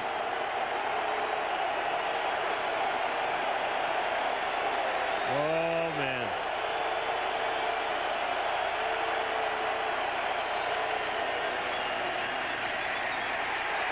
And Bulger taken down at the 15-yard line. They got the pressure they needed. Straight up the middle that time by G.K. O'Keefer. Well, I'll tell you, O'Keefer, watch what he does. 56. This is a stunt with the end of the tackle. Illegal use of hands in the face. 21 defense. Oh, 5-yard penalty, automatic. First down. That is huge. Instead of the sack, you've got a first down. Yeah, that's Kenny Lucas, number 21, hands to the face. But I'll tell you what a just an outstanding play. Here comes a penalty. Lucas, now, there it is. His hands, he hit him in the helmet with his hands. So they call that. Okay? Now, look at this. O'Keefer coming up the middle. Look at that play. They didn't see the stunt coming. It was the first time in this game they had this stunt, and it absolutely worked. And here's the thing that Mike Holmgren has to ask himself. Is my team mature enough to overcome a play like that? They've really got to hunker down now and play really tough defense after giving up an opportunity. And this is a Seattle team that has committed the fewest penalties in the NFL. Intended for Curtis. Bruce was also in the area. Incomplete with 1:40 to go in the half. They had a whole lot of guys in that area and a lot of green shirts too. But take into consideration, look at the division Seattle plays in. I mean, St. Louis is really the only team that lines up people and runs them down the field. You got San Francisco and Arizona in this division. So, I mean, and these young corners have got to be smart with what they do. So they don't get to, I think, play a lot of foolish football. Plus, Mike Holmgren does a great job of emphasizing it to his ball club regarding penalties. Bulger, after that great start, has hit only one of his last 6. But that will not stop them from putting it up again. More flags. And this looked like early movement on the Rams. Prior to the snap, false start, 83, offense, 5-yard penalty, still second down. But guys, Kevin Curtis, the second-year man out of Utah State. It doesn't matter to them. Second down and 15 is so what? I mean, that's your minimum route in this offense is 15 yards. I think the big thing here will be how Ray Rhodes, the defensive coordinator of the Seahawks, decides to play this down. If he plays zone, he's going to give Bulger a chance to pick up a big chunk. If he goes after him, he'll have to get it out of his hands quicker. Boy, they look like they're having problems on defense lining up. Second and 15, draw to Falk. That time he appeared to run right into the heart of the defense. Chad Brown, number 94, led the charge. You know, a team that really, in a game like this, and they know they're not going to run the ball very much, it's hard to block anybody. And Seattle has stopped the clock at the 1:32 mark. Let's go to Susie. Well, the Rams were looking for the 3-game sweep, and they opened with big game as in Torrey Holt. Mark Bulger perfect on the opening possession that ends in a touchdown. Marshall Faulk says he loves the playoffs because there's nothing to do but win. He practically walks in for their second score. But Matt Hasselbeck keeping the Seahawks alive. Hits the veteran Bobby Ingram for the touchdown. 14-10 Rams. Seattle looking for their first playoff win in 20 years. All right, Suze, a minute 32 to go first half. You know, we were showing you Chad Brown, who made that last play. And when we first met Chad Brown when he was with the Pittsburgh Steelers, and all you have to know about him, you go to proexotics.com and you find out the guy raises snakes and lizards and yuck. I don't even shake hands with him. You know that? No. I do not like snakes and lizards. I don't shake hands with him because he touches them. You're terrible.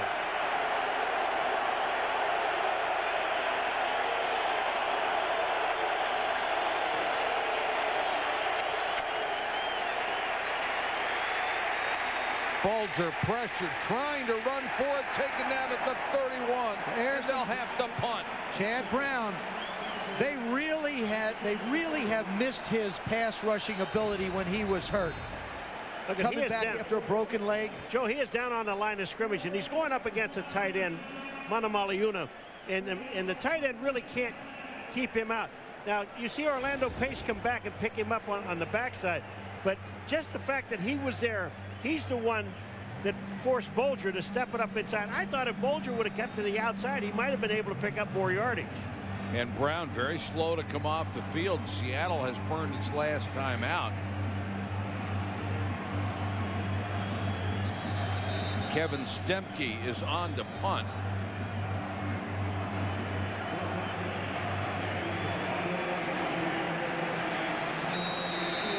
And the crowd is really psyched here in Seattle.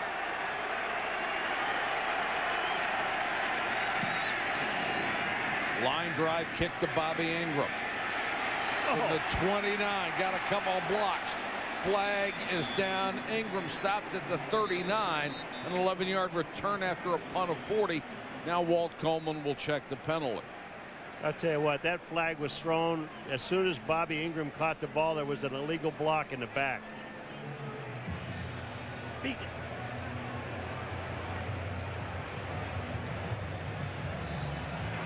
During the return, illegal block in the back, 27 of the return team, 10-yard penalty, first down. Jordan Babineau, a backup defensive back, called for the penalty.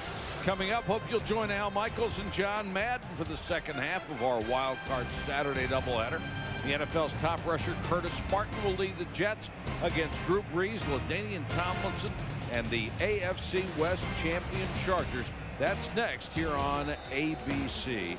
And Drew Brees, the NFL's comeback player of the year, is selected by the Associated. You have to wonder, looking at the weather conditions out in San Diego, it has been raining relentlessly out there. I wonder what the field's going to be like and how that will affect those great running backs, as well as, you know, the job that Drew's done. Hasselbeck to throw, goes over the middle of Tulamili up to the 44-yard line with the clock running, a gain of 17. You know, you can still go in the middle. This is the time in a 2-minute drill, in the first minute and 10 seconds of this drill, go to the middle of the field because mostly they leave it open or there are only linebackers there. You got a chance to throw one more in the middle. Hasselbeck dives. The clock will continue to run. No timeouts. Now get up and spike the ball. Get everybody on the line and just spike the ball. Just spike it real quick. There you go. 29 seconds. It with 29 seconds left. I like the way he runs this 2-minute drill. It's not crazy. It's not out of control. He's got everybody lining up quickly. One of the things that I tried to do in a 2-minute drill was when I called routes, make sure that the receivers are on the same side of the field if you're going to call a couple of plays. So when they have to come back, they don't have to run all the way across the field, waste 3 or 4 seconds. The numbers on Hasselbeck. That was a big run, 9 yards, but it brings up a 3rd and 1.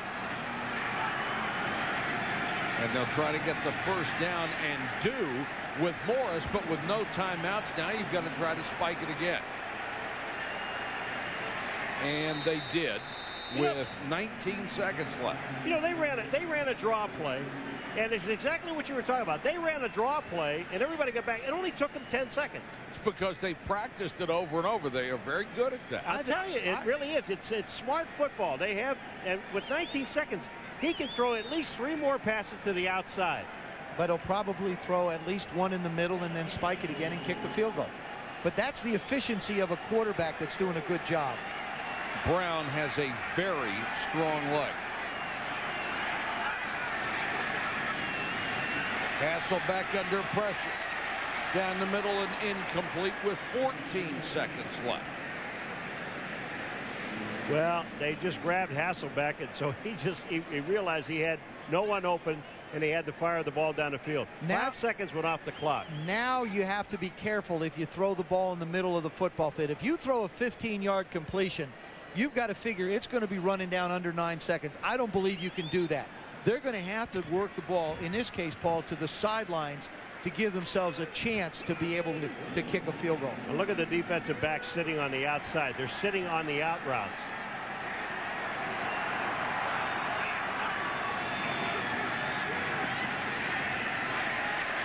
Hasselbeck throws into triple coverage intended for Ingram. Clock stopped with 9 seconds to go.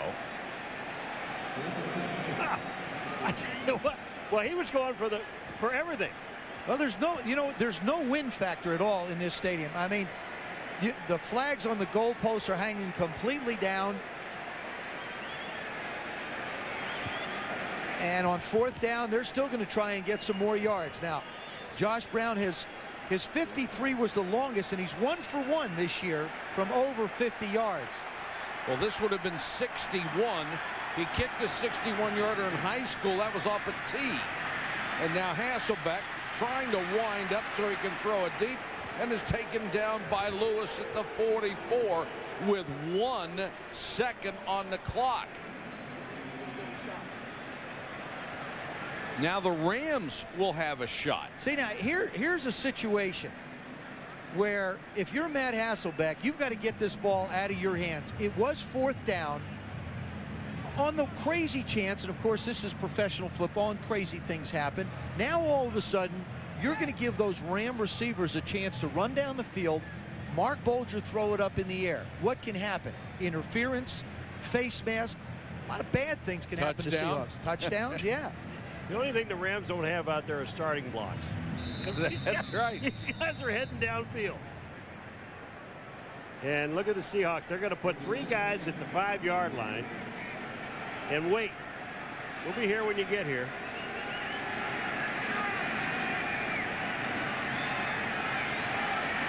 Bolger throws this one for Curtis. And that's the kind of play they're hoping for a penalty so they can get another play. Our score here in Seattle, the Rams 14, the Seahawks 10. Stay tuned for the Lexus halftime show with Chris Berman, Steve Young, Michael Strahan, and Brian Billick. After this from the NFL and a word from our ABC station. Billick kind of settling in after that original flurry by the St. Louis Rams. I think back last year, Mark Bolger in the playoffs against Carolina State, when Mike Martz wouldn't let him throw to the end zone with the game on the line, they ended up losing in double overtime. This is a different guy. Confidence and on the road. He obviously trusts him very much more than last year, and in the playoffs you can define yourself, and he's doing a great job. He has been accurate all day long. He came out hot. Here's the big play to Curtis to set up the touchdown. He's been hot long. He's been accurate short. He's been touch passes over the middle. I tell you, he stays this hot, he's going to get him in the end of the game. He should be hot. They're not coming near the guy. The defensive lineman, you hate it. You have to get pass rush. You have to make the quarterback throw the ball quick. The dropping Chad Brown, the best rusher, you got to send him. Don't drop him. He's no use of you in coverage.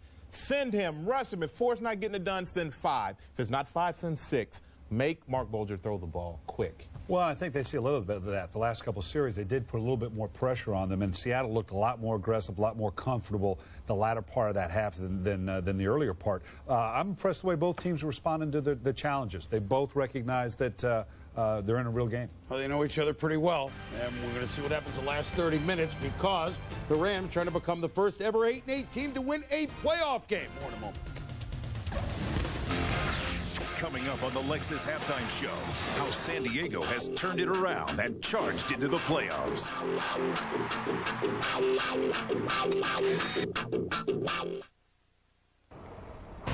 Welcome back to the Lexus Halftime Show. Chad Pennington, Jets arriving earlier in San Diego. That's our second game, Jets at Chargers. For a preview in San Diego, here's Al Michaels. Al? Chris, thank you very much. And I think when the Chargers put together their highlight film for this season, they can title it Reversal of Fortune. Last year, they stumbled out of the gate, never recovered, finished 4-12, and were last in the AFC West. And then there was really nothing to portend any great turnaround in the offseason. But, well, Michelle Tafoya has the rest of the story. With the first choice in the 2004 NFL Draft, the San Diego Chargers select Eli Manning, quarterback, Mississippi. The draft was an interesting time for this franchise. The Manning family said, there's one team we don't want to go to, and that's San Diego. How did that strike you? We talked to the Manning family 3 different occasions, and we're told each and every time that we want no part of your organization. That was very upsetting. It was an embarrassment to the organization. So we made a plan, moved forward, and everybody went on with their lives. That plan was to trade Manning to the Giants for Phillip Rivers, who was tapped to be the future of the Chargers franchise. But fourth-year veteran Drew Brees, who had struggled over the past 3 seasons, was not ready to give up his post. I can't control who they bring in here. I set my individual goals, and not one of those goals going into training camp was just to be the starting quarterback of the San Diego Chargers. Because in my mind, I already was.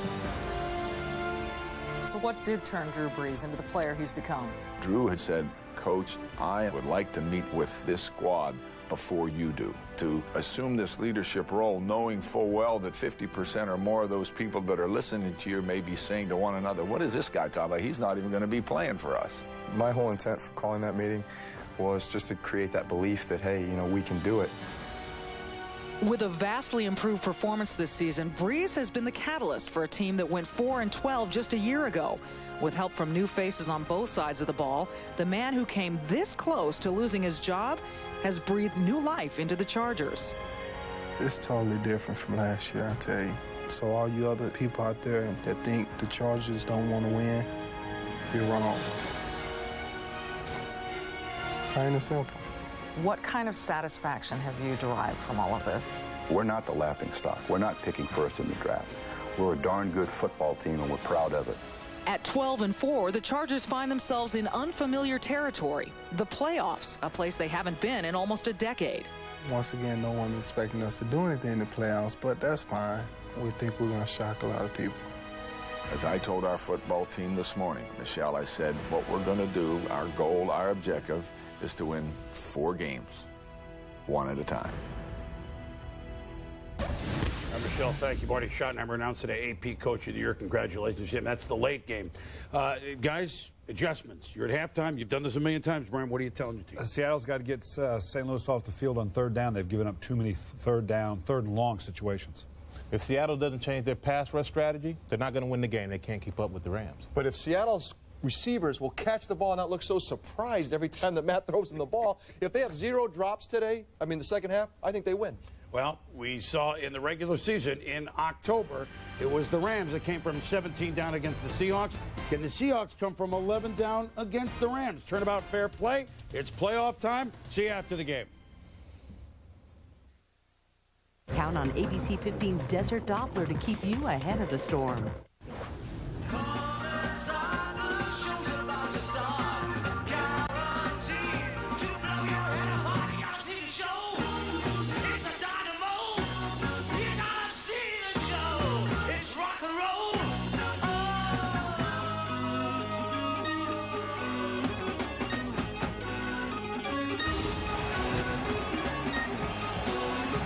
The Rams got off to such a fast start here in the first game of the playoffs, but Seattle, to its credit, has turned around and cut the lead to 4, 14-10.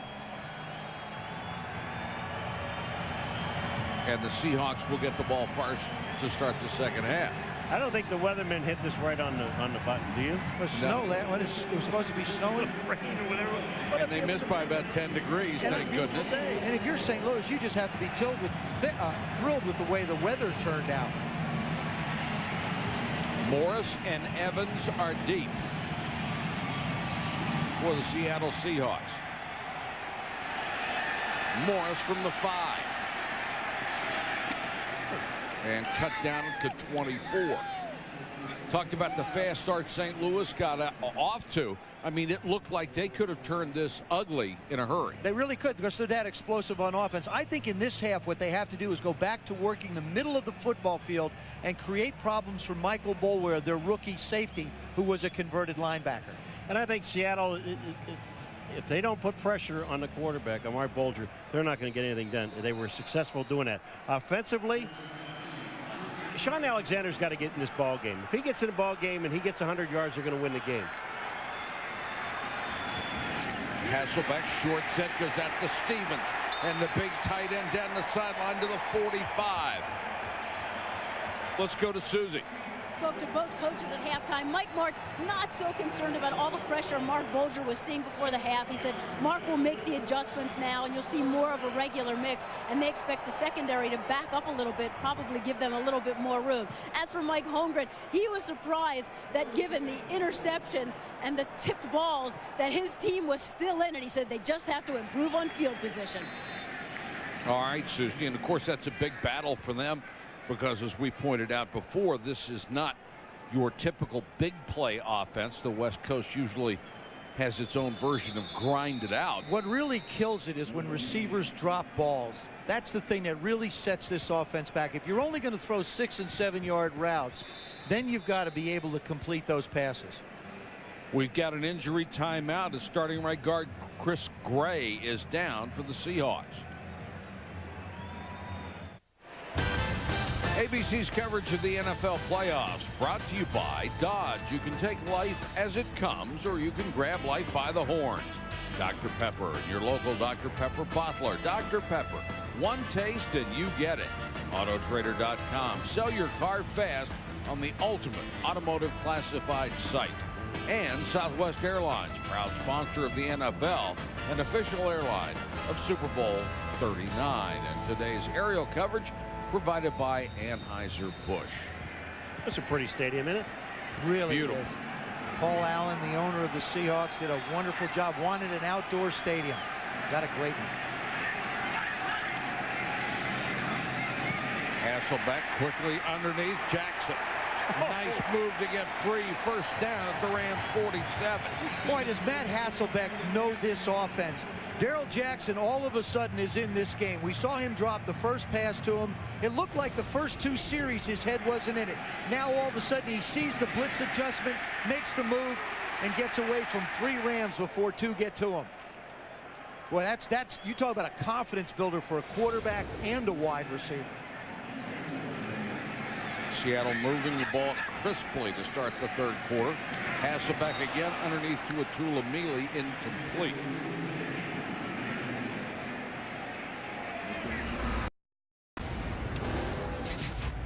First half numbers, 224 total yards for the Rams, who usually win the statistical battle. Right now they're winning the battle on the scoreboard as well. Rushing yards, 71 for the Seahawks. They'll probably need more domination than that. And Chris Gray being taken in the locker room on the cart. That is not good news along their offensive line. Get a report on him as soon as possible. Alexander injured a left wrist in the first half, taken down by Anthony Hargrove, who not only played off the blocker and strung out the play, he made the tackle. Yeah, well, take a look at who he beats. Walter Jones, number 71, who's the tackle. This guy just, look at this. Look at this play he makes. He not only beats Walter Jones, gets Hargrove. Hargrove gets in the backfield and gets Sean Alexander, 33 yards.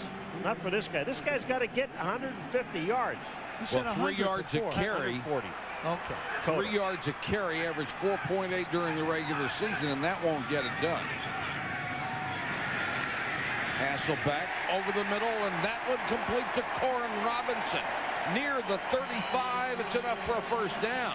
Joe, it just looked like, okay, Hasselbeck looks out to the outside to his left, and he sees Max Strong. He's thinking, no, I'm not throwing to him. He's not going to get the first down. Now I'll go downfield. You know what makes that play, though, is the job that Walter Jones did, giving him protection. Corin Robinson does a nice job of sitting in the hole also.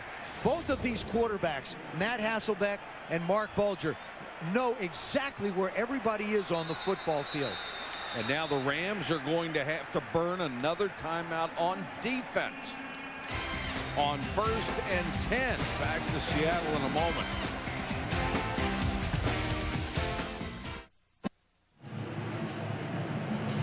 St. Louis on top of Seattle 14-10, but the Seahawks are driving. They have reached the Ram 35-yard line. Matt Hasselbeck, 13 out of 24 after a very slow start. And some of those incompletions weren't his fault. They were just bouncing off the hands of his receivers.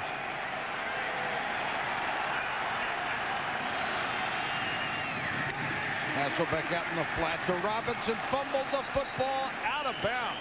What a break for Seattle. Corin Robinson has had 2 breaks. He's fumbled the ball twice, and it's went out of bounds. But keeping the drive alive, Matt Hasselbeck does an excellent job on the pass before this. It's 3rd and 13. That's Corin Robinson. That's Max Strong in the backfield. Strong goes out, Robinson hooks. He looks out towards Strong and then fires up the field. Look out to the left, turn, step up, fire the completion for the big first down. And if you wonder why the ball is 2nd down and about 4, you cannot fumble the ball forward. Alexander hit from behind, dives forward inside the 25. And first get that down. yardage. And get that yardage. But that's, you know, this team really is now the Seattle Seahawks offensively. You talk about playing with confidence. Look at here. Look at this blocking. But I'll tell you one thing about Sean Alexander. He has got quick feet, and he can get back inside and find the hole. You just have to be careful with him having to carry the ball in his right hand all the time. Hasselbeck underneath to a Tulamili, and Mealy close to another first down at the 14. Guys, you talk about a quarterback. We talk about quarterbacks in a rhythm. Right now, Matt Hasselbeck is setting his back foot and getting the ball. Watch how quickly this ball comes out of his hand. I mean, it is gone in a heartbeat.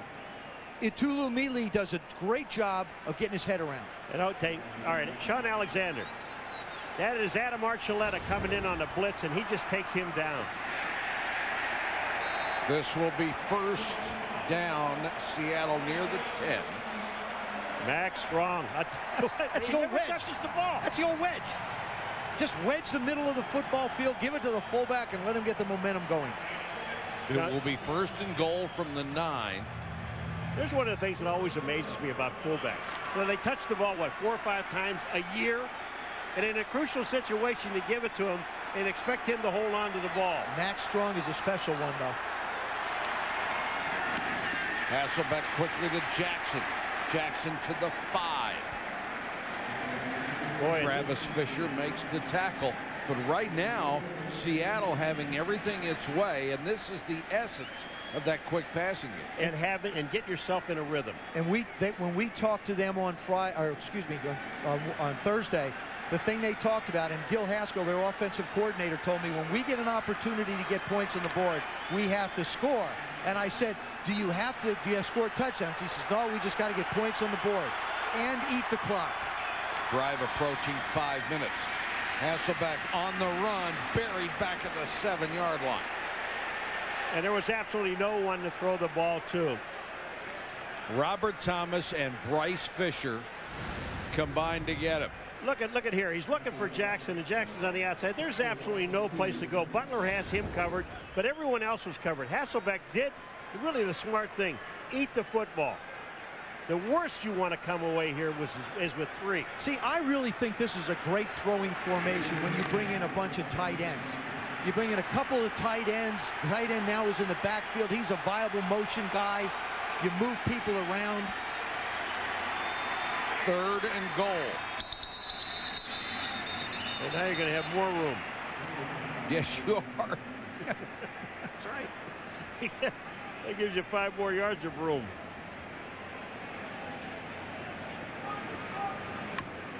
Prior to the snap, false start, 77, offense, 5-yard penalty, still 3rd down. Let me tell you guys, coaches get mad because of a penalty like that, but it's as much on the sideline as it is on the quarterback. If the coach doesn't know what package he wants on the field, it just takes so long to get there. Good job setting by Porkchop Womack, but now 3rd and goal from the 12. Jerry Wunsch, number 70, is in there for the injured Chris Gray, who's been taken to the locker room for X-ray. Pretty defensive play by DeJuan Gross, who came over the top and batted it down. I don't even understand the throw. Well, forget the throw. If they had any confidence, he'd have intercepted this and gone the other way. He breaks great on this ball. I mean, that's an interception. From a defensive perspective, look, he is right there next to the receiver. This defensive secondary has so few interceptions that I think they're afraid to take a chance and go after the ball. 30-yard field goal try coming. It would make it a 1-point ball game. Brown has already hit from 47. And he's perfect on this one. So with 8:52 to go 3rd quarter, Seattle has cut the lead to 1.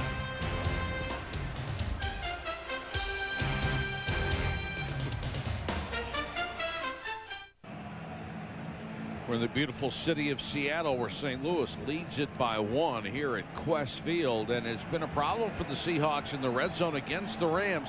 They've been there 7 times and have only 2 touchdowns to show for it. The other 5 times they had to settle for field goals.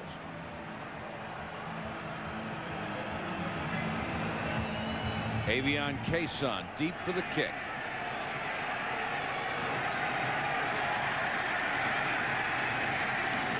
Across the 30, and rare good starting position for the Rams. Let's go to Susie. Well, we spent some time with Mike Martz last night. He told us that he is closer to this team than any he's been associated with, and he told us it's because they were babies when they came in. 47% of this team has 3 years or less experience. It's a great opportunity to get them going in the right direction, and he says they're such good guys. Kind of an unusual locker room, little division. It's a group that's very connected. They play for each other, and they've bought into the unselfishness. They really have to rely on each other. They don't want to let each other down. Susie, I know he gets a lot of grief from people, but is there a more exciting offense to watch anywhere?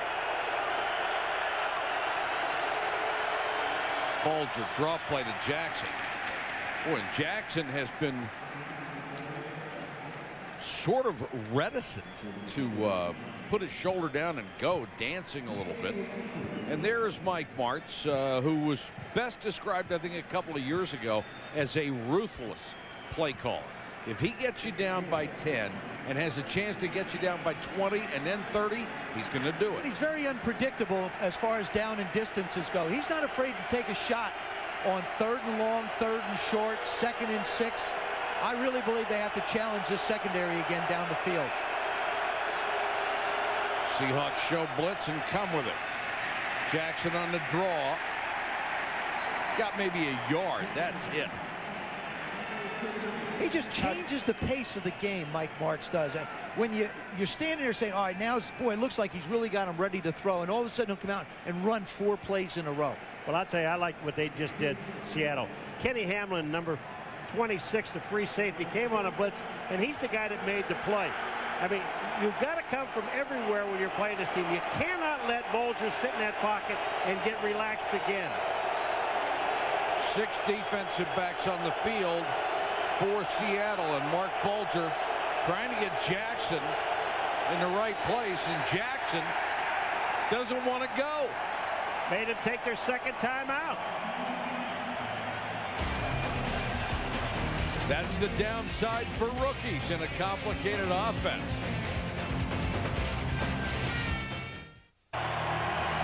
7:21 to go, third quarter. It is almost deafening in here. Middle of the period, and St. Louis has already burned 2 of its timeouts, something we have seen historically from this high-octane offense. And you just can't keep doing that. It's going to catch up to you sooner or later.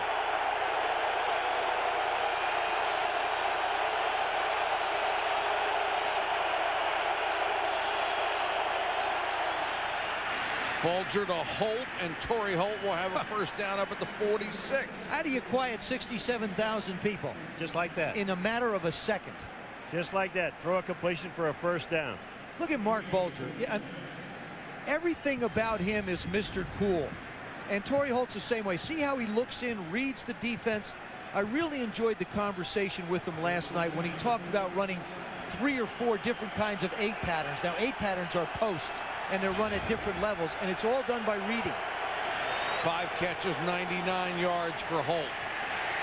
Bulger wants the screen, got it to Jackson, but Jackson didn't have a chance because of Marcus Trufant. Oh, I'll tell you what, O'Keefer is the guy. He is in the backfield. He doesn't take the fake. They run a draw and a fake draw, and they're going to run a screen pass to the outside. O'Keefer stays on the outside, makes his play, and then Trufant makes the tackle. Left of your screen, watch.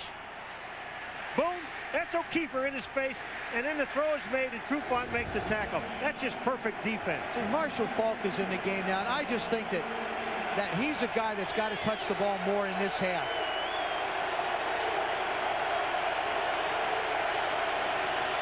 Blitz coming. Bulger unloads to Curtis. Looking for a block and has it. Curtis inside the 30 to the 26-yard line. You can blitz, you can get pressure, but if you don't get there, these guys can eat you alive. He gets the ball. Mark Bulger gets the ball out of his hands so quickly. Watch up top. He sets the quick post. He's inside on Richard, and it's a foot race. And you're not going to win a lot of foot races with Kevin Curtis. And it's not like Mike Martz doesn't care if Mark Bulger gets hit on the pressure. He just says he can get rid of it so fast to the right guy, they're not going to get there anyway.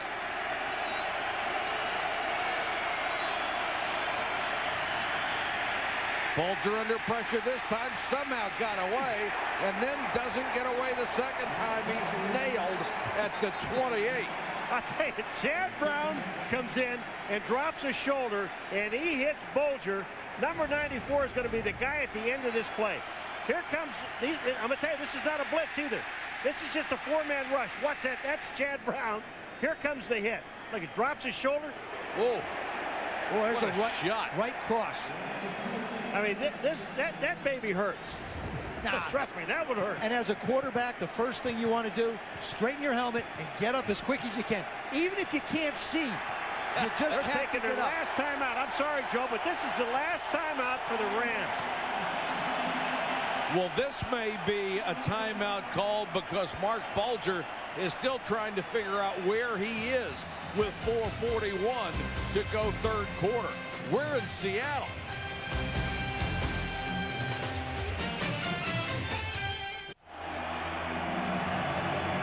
St. Louis by 1. 4:41 to go third quarter. Here's what happened on that last timeout. Mark Bulger using the third and final timeout. You see him signaling, let's get a play in here. Torrey Holt said, come on, you got to get something in. Play clock winding down. Bulger uses a timeout. They have none left. Now if there's a controversial play, they can't challenge it. They're out of timeout. Well, here's the play before where Chad Brown just unloads on him. And Mike Martz went after the official, said he got hit in the head with an elbow. This is what happens when you have 200 pass plays in your offense. You can sometimes outsmart yourself, and that's one of the things Mike Martz talked about. Trying to do too much as a coach. Make too many changes, too many adjustments. Oh, he got hold of one-on-one on the outside. 2nd and 12. Blitz coming. Faulk, what a cut! Holy cow, Marshall Faulk left everybody else standing flat-footed. Are you kidding? Well, Rocky Bernard, number 99, watch him. He's going to go, I got him. No, I don't have him. Now I got whacked by my own guy. Ken Hamlin with the same route. Watch number 26 come in late. There's one, there's the other. I think when you're in the playoffs, Marshall Faulk has got to get more time on the football field. Big third down here, 3rd and 5. Faulk's in there with good speed in the backfield behind Bulger. Bulger underneath Holt. Gave up the first down and then got it back. What a dangerous move by Torrey Holt. I'll tell you one thing. We're sitting up here looking. You're looking in the middle of the field, and all of a sudden you see a guy on the right-hand side of this field come uncovered. Nobody's around him, and that's number 81, Torrey Holt. How can he be that free? Here he goes. He fakes to the outside. He loses the defensive man. And look at how clear he is. There isn't a green shirt around him. Look at here. Back to the inside, and there's really nobody on him. Sometimes you have to give credit to a very well-designed route, and that was an excellent route. 6 catches, 108 yards for Holt. Bulger in trouble, and down he goes. Chike O'Keefer again has him at the 20. 3 minutes, 15 seconds to go in the first NFL playoff game of the year. And the Rams hanging on to a 1-point lead, trying to extend it here, but now facing a 2nd and 19. This has been a fast third quarter. And the St. Louis Rams are without their timeouts. They've used everyone up here in the third quarter, which could be a big factor towards the end of this game.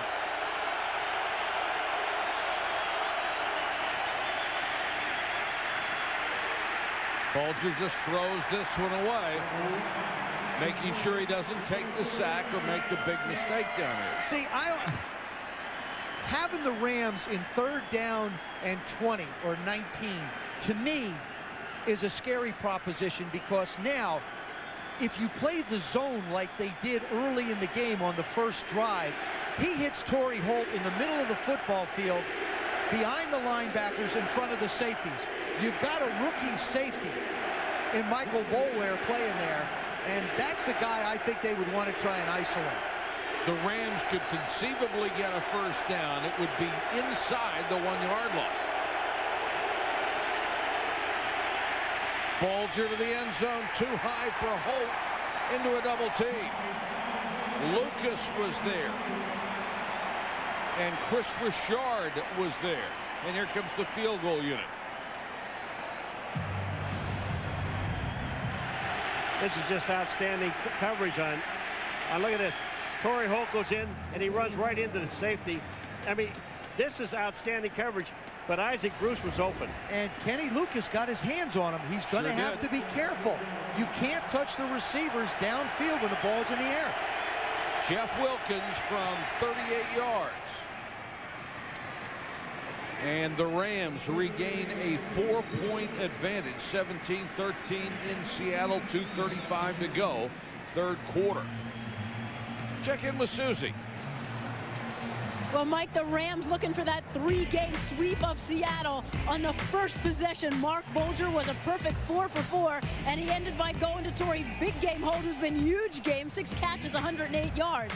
The Seahawks answered with a Josh Brown field goal, and then it was Marshall Faulk walking in from the 1. Matt Hasselbeck keeping him in it, hits his veteran Bobby Ingram for the touchdown. Another Josh Brown field goal. Jeff Wilkins adds 1 more, and that's where we stand in the third quarter, 17-13 Rams. All right, Susie, 2:35 to go, third quarter. Seattle has evened up the statistical battle, and it's only 4 points on the scoreboard. Why is it every year when we get a wild card game, it's always a great one? It's a wild one. That's right, it is. That's why they're called wild card games. I'll tell you, a lot of times, I mean, I think that the Jets and San Diego game, remember, Jets beat San Diego earlier this year, one of the few teams that were able to do that. What's the weather going to be like in San Diego? It's a beautiful day here in Seattle, though.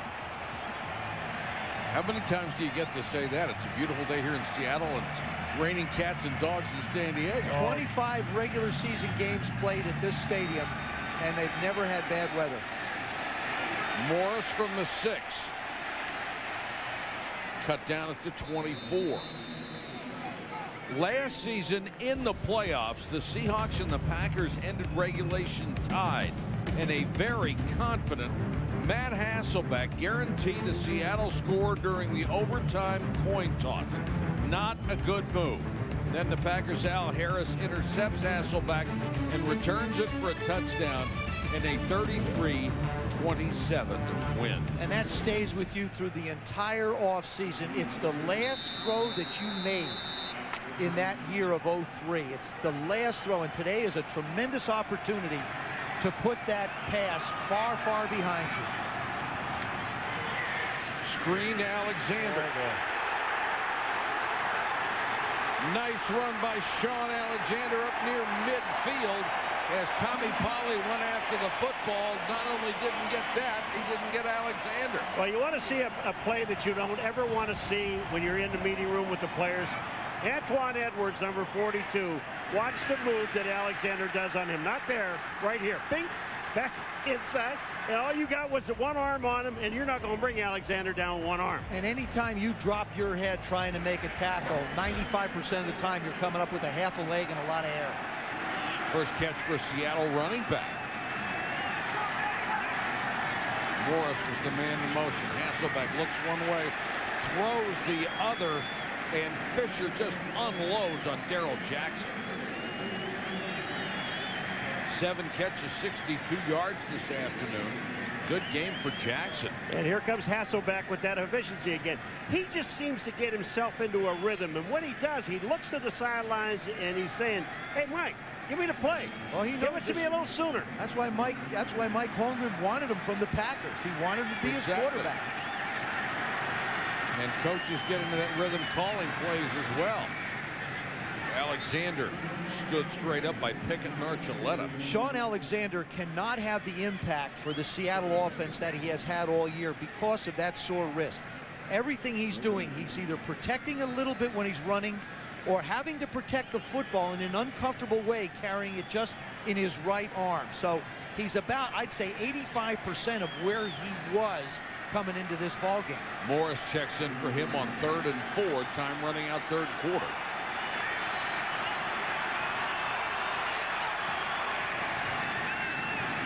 Hasselbeck under pressure, throws underneath. That'll be a first down. Jackson with another catch. Oh, what a beautiful throw. You know, we're talking about rhythm and where he steps up, gets planted, and Hasselbeck throws the ball. Just look at this pass. This pass is absolutely perfect. He is the only guy, Jackson is the only one that can get there. Butler had no chance. What's surprising is Matt Hasselbeck's completion percentage is below 60%. He's 58.9. And when you see the way he sets and the rhythm that he gets in sometimes, you scratch your head and say, how? That's the end of the third quarter. The Rams lead the Seahawks 17-13. ABC's NFL Wild Card Saturday continues after this from our ABC station.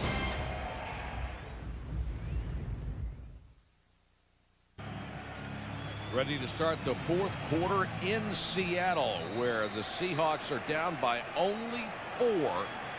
20 years since the last postseason win. They beat the Los Angeles Raiders in 1984.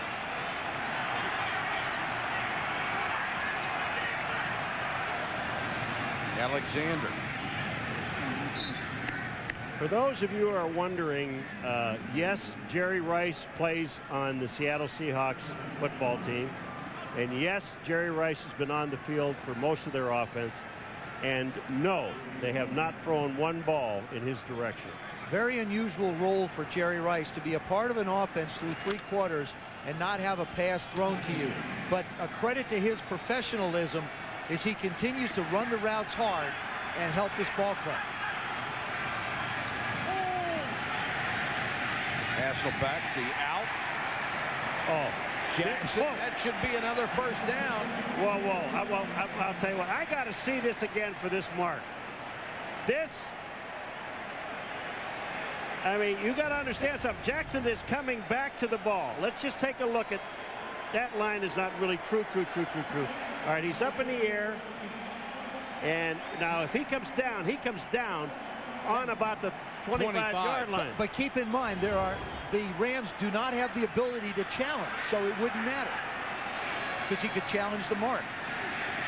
Hasselbeck again goes for the end zone. Jackson, touchdown.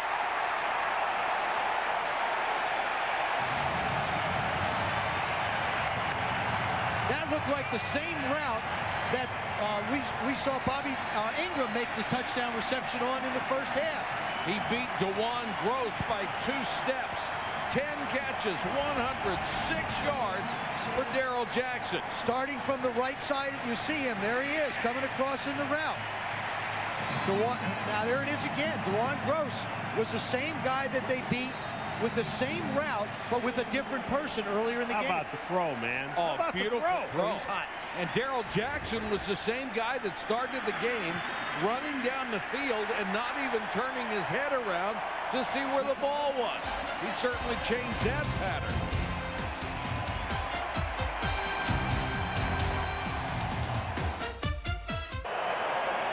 Seattle, to the delight of 76,000, has taken the lead 20-17 here at home. 7 plays, 76 yards, 3 minutes and 52 seconds. Hasselbeck to Jackson for the touchdown. And Darrell Jackson with 10 catches, 106 yards, a Seahawk record in a playoff game.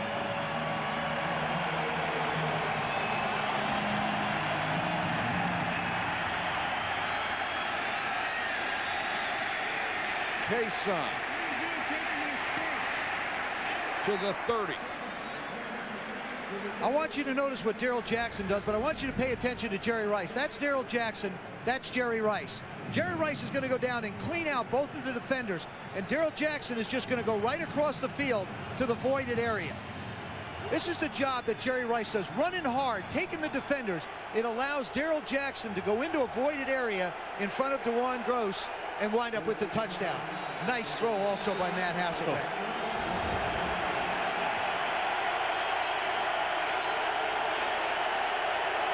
Ties his career high.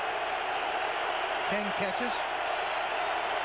Steven Jackson, the running back behind Bulger. Isaac Bruce at the 37-yard line, only his second catch today. I like, Isaac Bruce. You want to know why he's been around and catches so many balls? Why? Because when Isaac Bruce catches a ball, there's no reason for him to take a big blast and get 1 more yard. He knows he has no room to run. He just catches the ball and goes right down. Now it's second down. He can play another play.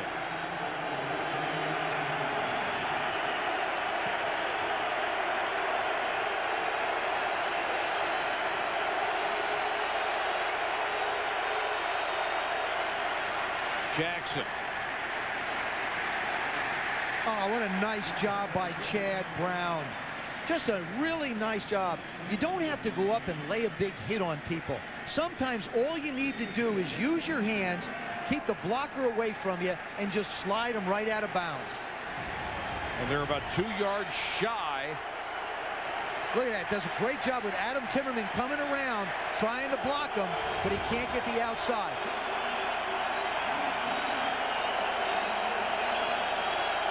Third and 2, and on third down, Mark Bulger has converted 75% of the time. Jackson, first down. And they do it the old-fashioned, the non-Ram way on the ground. Well, I'll tell you what, and you want Jackson on that last play. Steven Jackson just showed you how much power he really has. This is a big man because he was hit in the backfield and still picked up 4 yards on the play.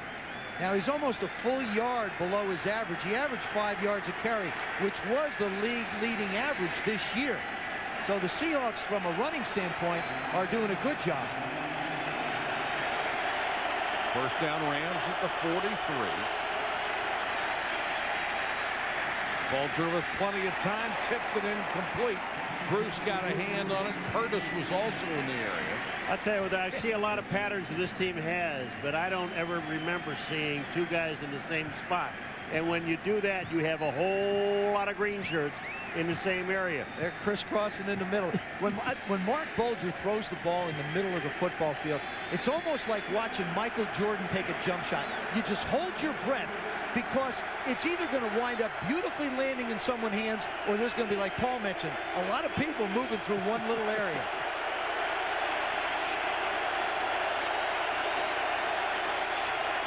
Second and 10. Play fake to Jackson. Bulger with time underneath, and there's that man, Chad Brown again. You're going to have Maliuna. You're going to have Kenny Lucas again, and it's totally away from the play. He is on Isaac Bruce, and they threw a flag over here, and that illegal contact, 21, defense. 5-yard penalty, automatic, first down. Boy, you got to have him in 3rd and 10 situation, and Kenny Lucas. Remember, in the playoffs last year is where the rule emphasis was created. Walt Coleman's group, he was the referee in the Indianapolis game. Where guys were being mugged with Indianapolis and New England. And it's a rule emphasis that's out there. And I'm just wondering how it will play out through the entire playoff picture, not just in our game. We've seen it play a part in this one already. And Seattle has done a brilliant job all year long, the least penalized team in the NFL. They've been hurt today. Falk. Marshall Falk into Seattle territory inside the 48-yard line. I tell you, Chike O'Keefer has played one heck of a football game for the Seattle Seahawks at the defensive end position. He's put a lot of pressure on Bulger. He's run down runners. That was a nice tackle by Marshall Falk because they're blitzing up the middle. And if he doesn't make this play, there he is up against the tight end outside. Marshall Falk's got a lot of green in front of him if he doesn't make that tackle. 2nd and 6.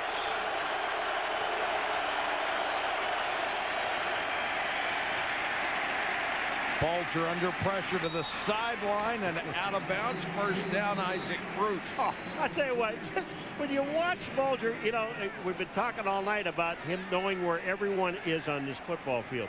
And I can assure you that Isaac Bruce wasn't his #1 target. If he was anything, he was 3rd. Isaac Bruce will go down. Look at this. But you look at the time that Bulger has. He just finds Bruce because he was looking at Torrey Holt. He also looked at Marshall Falk. Then he came back over here. That looked like one of those moves that they make on that turf. That quick stop, turn around, here I am. And the same kind of move he fell down on in the first half. Bulger pump fake, goes deep. Bruce out of bounds. Another flag. Another flag. They'll call it again. It's the pump and go, and the rules are set up for you to get called 9. Illegal contact, 23, defense. 5-yard penalty, automatic, first down. 9 out of 10 times, if a receiver runs a pump and go and you're going man-to-man, that's the situation. Marcus Trufant, there's the little out. There's the... Oh, wait a minute. Come on, guys. I mean, he doesn't put a hand on him. That's a bad call. Boy, tough to find any contact. This is what scares me a little bit about the playoffs and this rule emphasis is, are the officials going to be deciding factors in whether teams advance or not, or is it going to be the play of the teams on the field? That's the thing that scares me with this rule emphasis. 4 flags for illegal contact on the secondary. Falk, another great cut. Marshall Falk down to the 17-yard line. Well, there's still something left in the tank, isn't there? He's living for this game. Well, I'll tell you what, he makes a move back to the inside, and that is O'Keefer going down the field. He is being blocked, but he never sees that move that Marshall makes back to the outside, and there wasn't a linebacker there. He's been doing it for a long, long time. His 11th year out of San Diego State. One of the best that ever played the game. Very patient drive for the Rams. You don't say that very often. Bulger under pressure. He can run. Inside the 10, slides at the 9. Michael, that patience has been helped an awful lot by a couple of penalties by the Seahawks in very crucial and critical situations. I mean, if you throw the ball as much as the Rams do, if you're not getting called for holding penalties, you're going to get some breaks. Good decision. Nice job again. The Seahawks basically do a nice job of covering. There you see Trufant staying away from him, but he's in his hip pocket. Bulger's forced to take off and run. They marked the ball at the 10 where Bulger started his slide. 2nd and 3.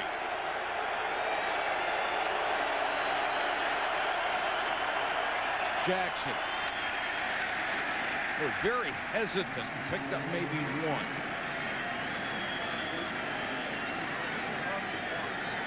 They need to reach the 7 for a first down. I'll tell you what, you want to talk about a guy, we talked to Mike Martz about him last night, with a lot of guts, is Tom Newton, number 61, the left guard. This guy is, I mean, he's just hurt, right? Oh, yeah, he's hurt. One leg. He limps back in and out of the huddle. But once that ball, well, watch it. When he comes up the line of scrimmage, he's limping. Now, when that ball is snapped, he is popping. Sprained left knee. They have had offensive linemen beaten to a pulp all year. Bulger. Knocked away, almost intercepted. Intended for the tight end, Manamaliuna, and Boulware almost picked it. But G.K. O'Keefer, again, is the one that gets in Bulger's face. Look at number 56. He's forcing him to make the throw, and you see Michael Boulware cuts right in front. If Manamaliuna doesn't really hit him from behind, he probably would pick it off. Wilkins will come on for a 27-yard field goal try. He's hit from 38. And we are tied in Seattle with 8:07 to go in the first playoff game of the year.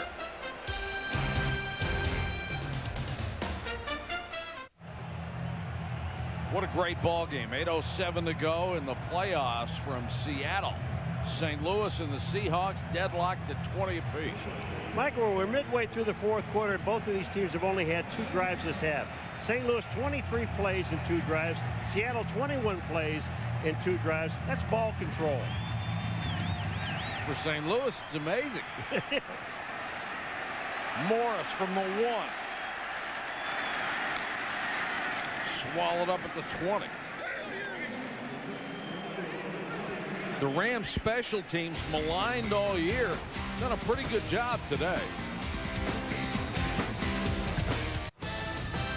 ABC's coverage of the NFL playoffs brought to you by the coldest tasting beer in the world, Coors Light, the official beer sponsor of the NFL. State Farm, like a good neighbor, State Farm is there. Wendy's new combo choices. Wendy's, it's better here. And Verizon Wireless, we never stop working for you. Today's aerial coverage provided by Anheuser-Busch over the beautiful Quest Field in Seattle. Corn Robinson is on the field for the Seahawks, and remember, he's fumbled twice today. Fortunately, one went out of bounds, the other he managed to recover.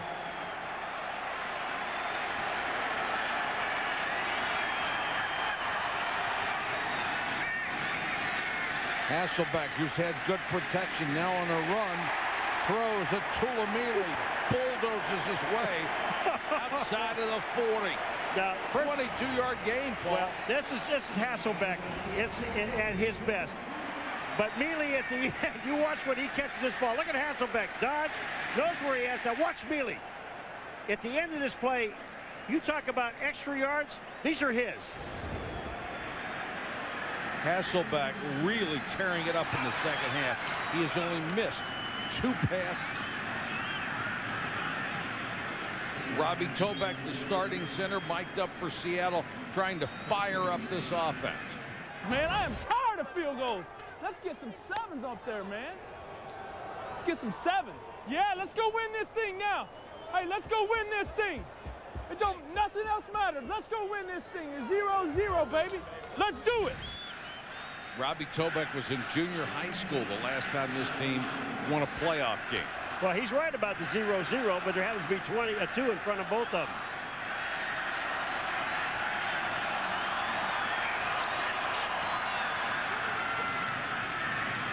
Hasselbeck with time underneath to Jackson. Can't get much out of this because of Tommy Polley. Let's go to Susie. Well, you're watching Robbie Tobeck. That offensive line, they are an exclusive group. And since Matt arrived in Seattle, he has worked really hard to be accepted by that group, telling us that probably has something to do with watching Brett Favre in Green Bay. He and his center, Frank Winters, were inseparable.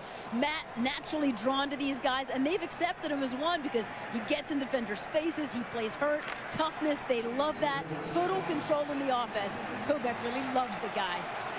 All right, Susie, 3rd and 7 here. Huge play as we approach the 6-minute mark. Hasselbeck trying to change the play. Rams show blitz and come with it. Hasselbeck throws, knocked away. Jeremetrius Butler was right there with Jackson. And that was not a typical Matt Hasselbeck throw. That one he had to wait a little bit more. It was out of rhythm, and he hung it up a little bit behind Jackson. And that's why he's upset with himself. We've seen how hot he is in the second half. Over the last 4 games of the season, he's completed almost 72% of his passes. That was tipped a little bit, too. For 10 touchdowns and 4 interceptions. But that one wasn't quite the way he wanted. Walter to kick to Sean McDonald. He has to go all the way back to his 10. Low returnable kick. McDonald from the 14 has a seam and got back to the 22 before he is drilled. Mark Bulger got off to such a hot start. Can he get it back and bring the Rams a playoff victory? Al Michaels and John Madden standing by. The second half of our wild card Saturday doubleheader from San Diego. They'll have the NFL's top rusher Curtis Martin and the Jets against Drew Brees and the AFC West champion Chargers next here on ABC. Well, you want to talk about some running backs in that game. Wow.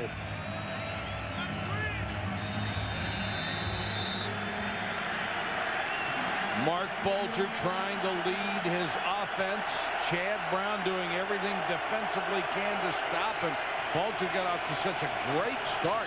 Only 6 out of 10 cents.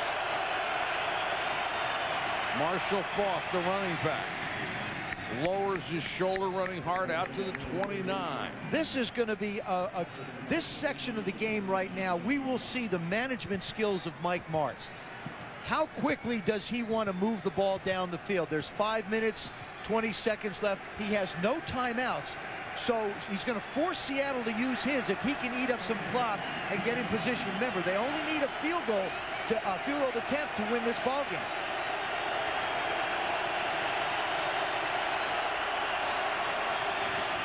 Faulk again. And Seattle swarms on Marshall Faulk. They need to reach the 34 for a first down. It will be a big 3rd and short coming. Well, you got Tom Newton, who's down now, and you know, this guy has been a warrior. Oh, right, Paulie? Man, I tell you, I've been watching him all night long, limp in and out of the huddle. They have no idea how he's playing. Mike Martz even told us last night. He said we have no idea how this guy plays, but he plays. He's wearing a brace on that knee. One ligament is totally gone. The other one is sprained. And Mike Martz said we're only going into this game with 6.5 linemen to start with. Newton being the half because he's limping on one leg. They've had injury problems up front all year long, starting with Kyle Turley at the beginning of the season. Well, he has to go off because there's a timeout here. But I'm going to tell you something. To me, this is when the St. Louis Rams are the most dangerous. You've got them in a 3rd and 2.5 situation. And with all of their weapons and the things that they do, to me, that's scary. Yeah, but I still think that the first concern of Mike Martz has got to be to pick up the first down. Don't worry. Now, they could throw a 15-yard in. That's his idea of picking up 3 yards. That's what I'm saying. But you really have to get the yardage.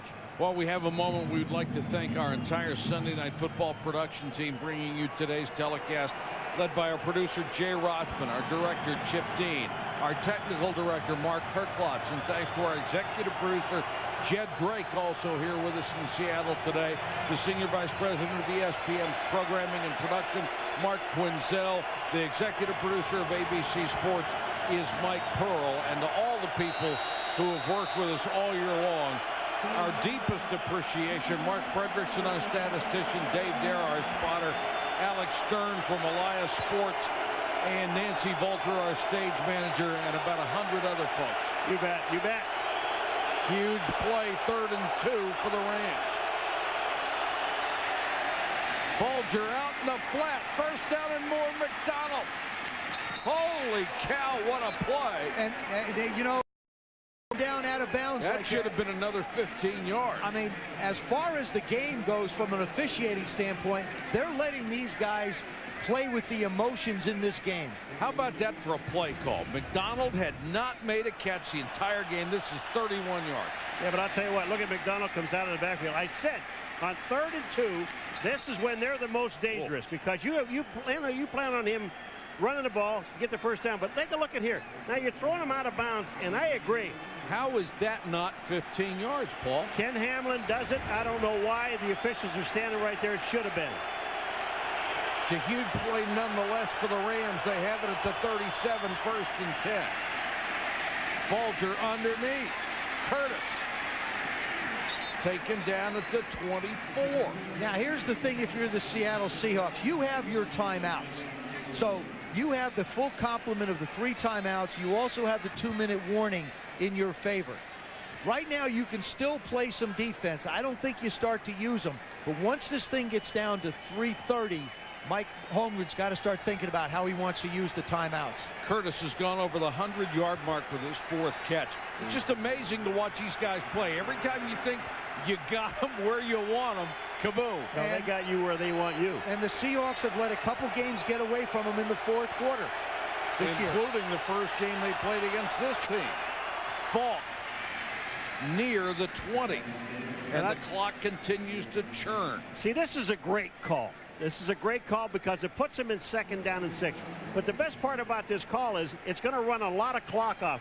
And what they're trying to do, and Martz is trying to do, is like Joe was talking about a moment ago. Let's force them, Holmgren, and the Seattle Seahawks to take a timeout, which he hasn't done yet. But he will when they get inside 3 minutes. Well, after this play, I think he's going to be forced to use one of his timeouts.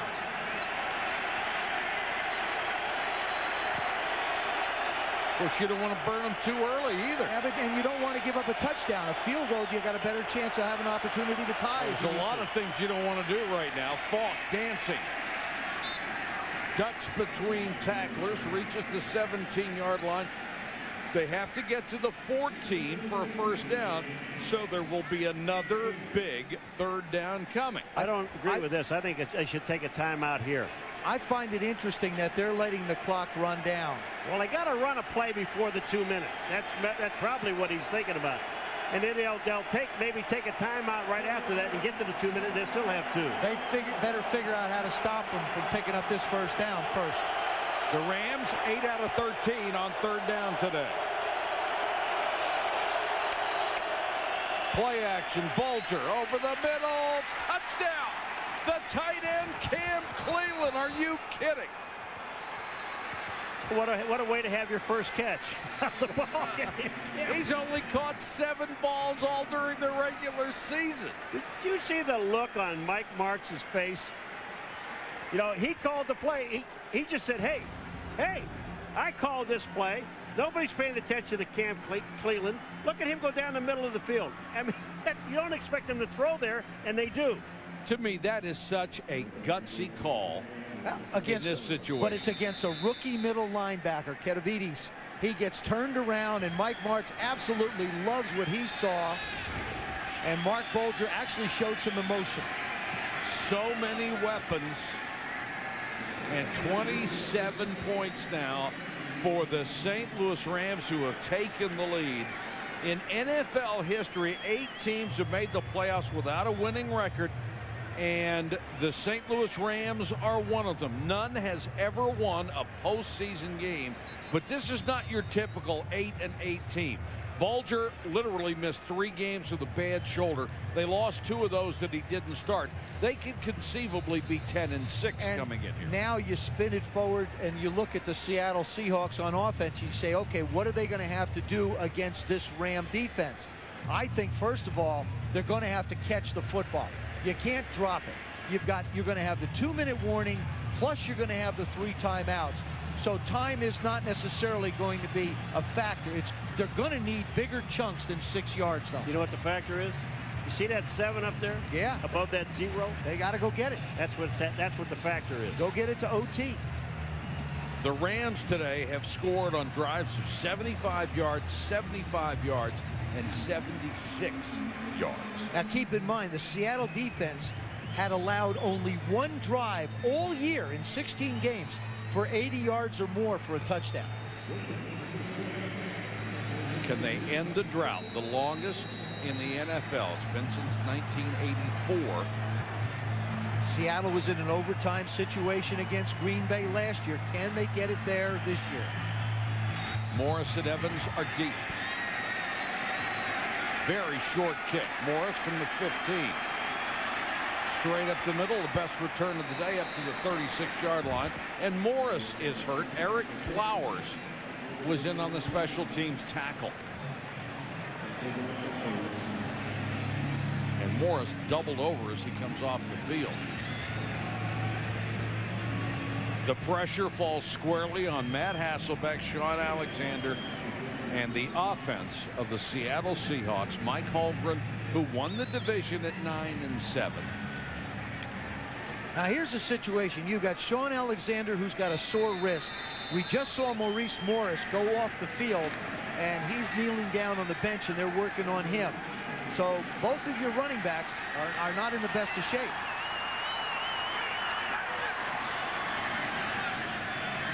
Four-man rush. Hasselbeck over the middle. He has really worked his tight ends very effectively. And Tulamili with another catch. He's already down to the Rams 46. We've got a timeout. The 2-minute warning at 1:59. The game is on the line for the Seahawks. They are down 27-20 with 1:59 to go. How many times have you ever heard this? The game is on the line and Jerry Rice is not on the field. Not very often in 20 years. They got speed out there now.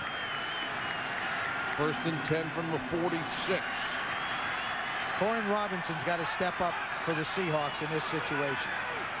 Offensive line has done a good job. Jackson right through his hands again. That's the way he started the game. Well, and that baby just whistled through there. Well, this is a situation where you're running before you get the football. And this is what Joe said before when they took the ball. The first thing he said is that the receivers have to hold on to the football. I don't care if it's a 3-yard gain and you might have a chance to break it. You've got to catch the football. There's the drop balls. The first one was intercepted that Darrell Jackson dropped. We've seen others go on the ground, but what a time to drop one. You're definitely in 4-down territory, but still. Hasselbeck underneath to Jackson. He didn't drop this one. To the 25. How about Mike Holmgren? Here's a guy that's put 2 balls on the ground, critical drops, and yet he just keeps calling his number. I mean, that's a heck of a call by the coach. Well, look what happens here. They get him outside. Adam Archuleta was inside, and then he dropped back to the outside. They even had a linebacker there, and they still couldn't stop the play. 12 catches, 128 yards for Jackson. Hasselbeck under pressure. Tulamili again. It's the Tulamili-Darrell Jackson show. You know, guys, I still think you have, if you're Mike Holmgren, you have to be conscious of the amount of time left in this game. I don't think you can score and leave the Rams with a minute. I really think you've got to take this thing down as far as you can. You've got plenty of timeouts and pick your spots, but don't leave a lot of time on that clock for that Ram offense. I'm gonna tell you 6 catches, 98 for Tulamili. I disagree. I think you got to put that ball in the end zone when you can, and if it's right now, do it. Hasselbeck goes down at the 18-yard line. Finally, some pressure. Jimmy Kennedy, the second-year defensive tackle out of Penn State, gets the sack. See, these are the things that can happen if you're sitting there thinking, and I really don't believe that a coach is going to say, well, okay, we got to run 25 seconds off and then score. You score whenever you can. Because here are the bad things that can happen. Well, when I talked to Gil Haskell, their offensive coordinator, one of their concerns regarding the Rams was their front four. Jimmy Kennedy, drafted in 03, first-round pick. Ryan Pickett, drafted in 01, first-round pick. You've got Robert Thomas, their middle linebacker, drafted in 02, first-round pick. Damian Lewis, the other tackle, first-round pick in 01. Defensive line, they got a bunch of number ones that can bring it if you get stuck that way. But that offensive line has done a tremendous job today. Leonard Little, with all that speed from the outside, hasn't gotten a sniff. And the quarterbacks have done an unbelievable job. Look at the playoff record for Hasselbeck, 329. But the most important 17 yards still in front of him. Well, I'll tell you something. And every time that Sean Alexander has kind of drifted out of the backfield, they really haven't had anybody on him.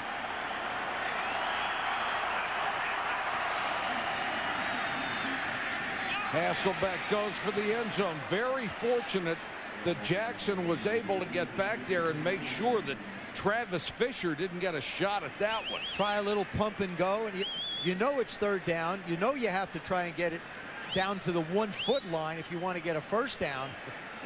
Well, Travis Fisher wasn't buying. My boy's over here looking for a first down on the 1 foot line. Well, I'm looking at it. They could. How about a touchdown? That'd be nice too. Boy, he really doesn't want to score early. Boy, I'm beyond that. To get a first down? Okay, I'm beyond the scoring. They've got to get in the end zone now. Third down. 4-man rush, no pressure. Underneath, Ingram taken down at the 5. It will be 4th down and 4.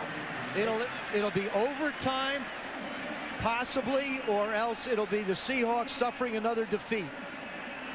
But what a job this offensive line did, Paul. You talked about it. Well, you know, and look at this. They're waiting on Bobby Ingram to come underneath. And look what the Rams did. I like what they did defensively. They played everybody back on the goal line to come up when the catch is made. How about this throw, that little flickety sidearm throw that Hasselbeck puts out? This is it. This is where you go to the coach and give me your best play. And actually, they were very fortunate that the umpire, Carl Paganelli, still has some quicks and ducked, because that ball could have easily hit him and been an incompletion. Yeah, he brings that thing down from the side to make the throw. Now, Mike Holmgren's got to have the play. Every coach has got the play. This is it. The guys have to block it up front. Mike Holmgren saying, okay, our defense has got to come up with a play. Leonard Little has not been heard of all day long. Conceivably, you could get a first down, but it would be right at the goal line.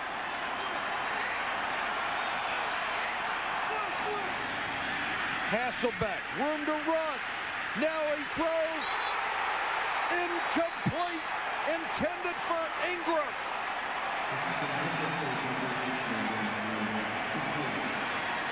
Boy, there will be a lot of second guessers on this baby, because when you take a look at it, did he have a chance to make it if he ran? I thought he did, Paul. Well, I'm going to tell you what. I think those white shirts, those white shirts close in a hurry.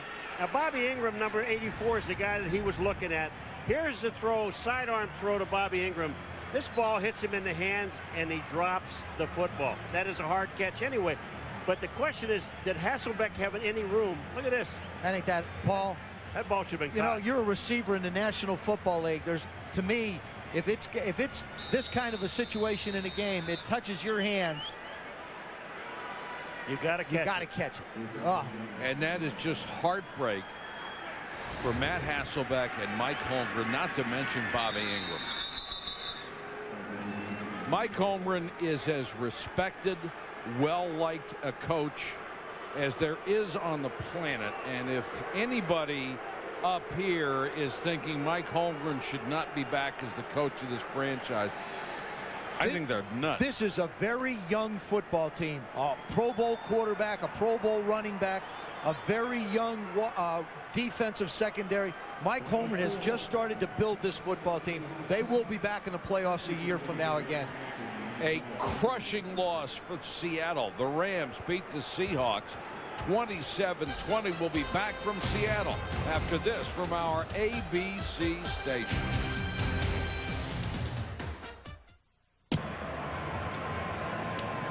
(27-20) the final.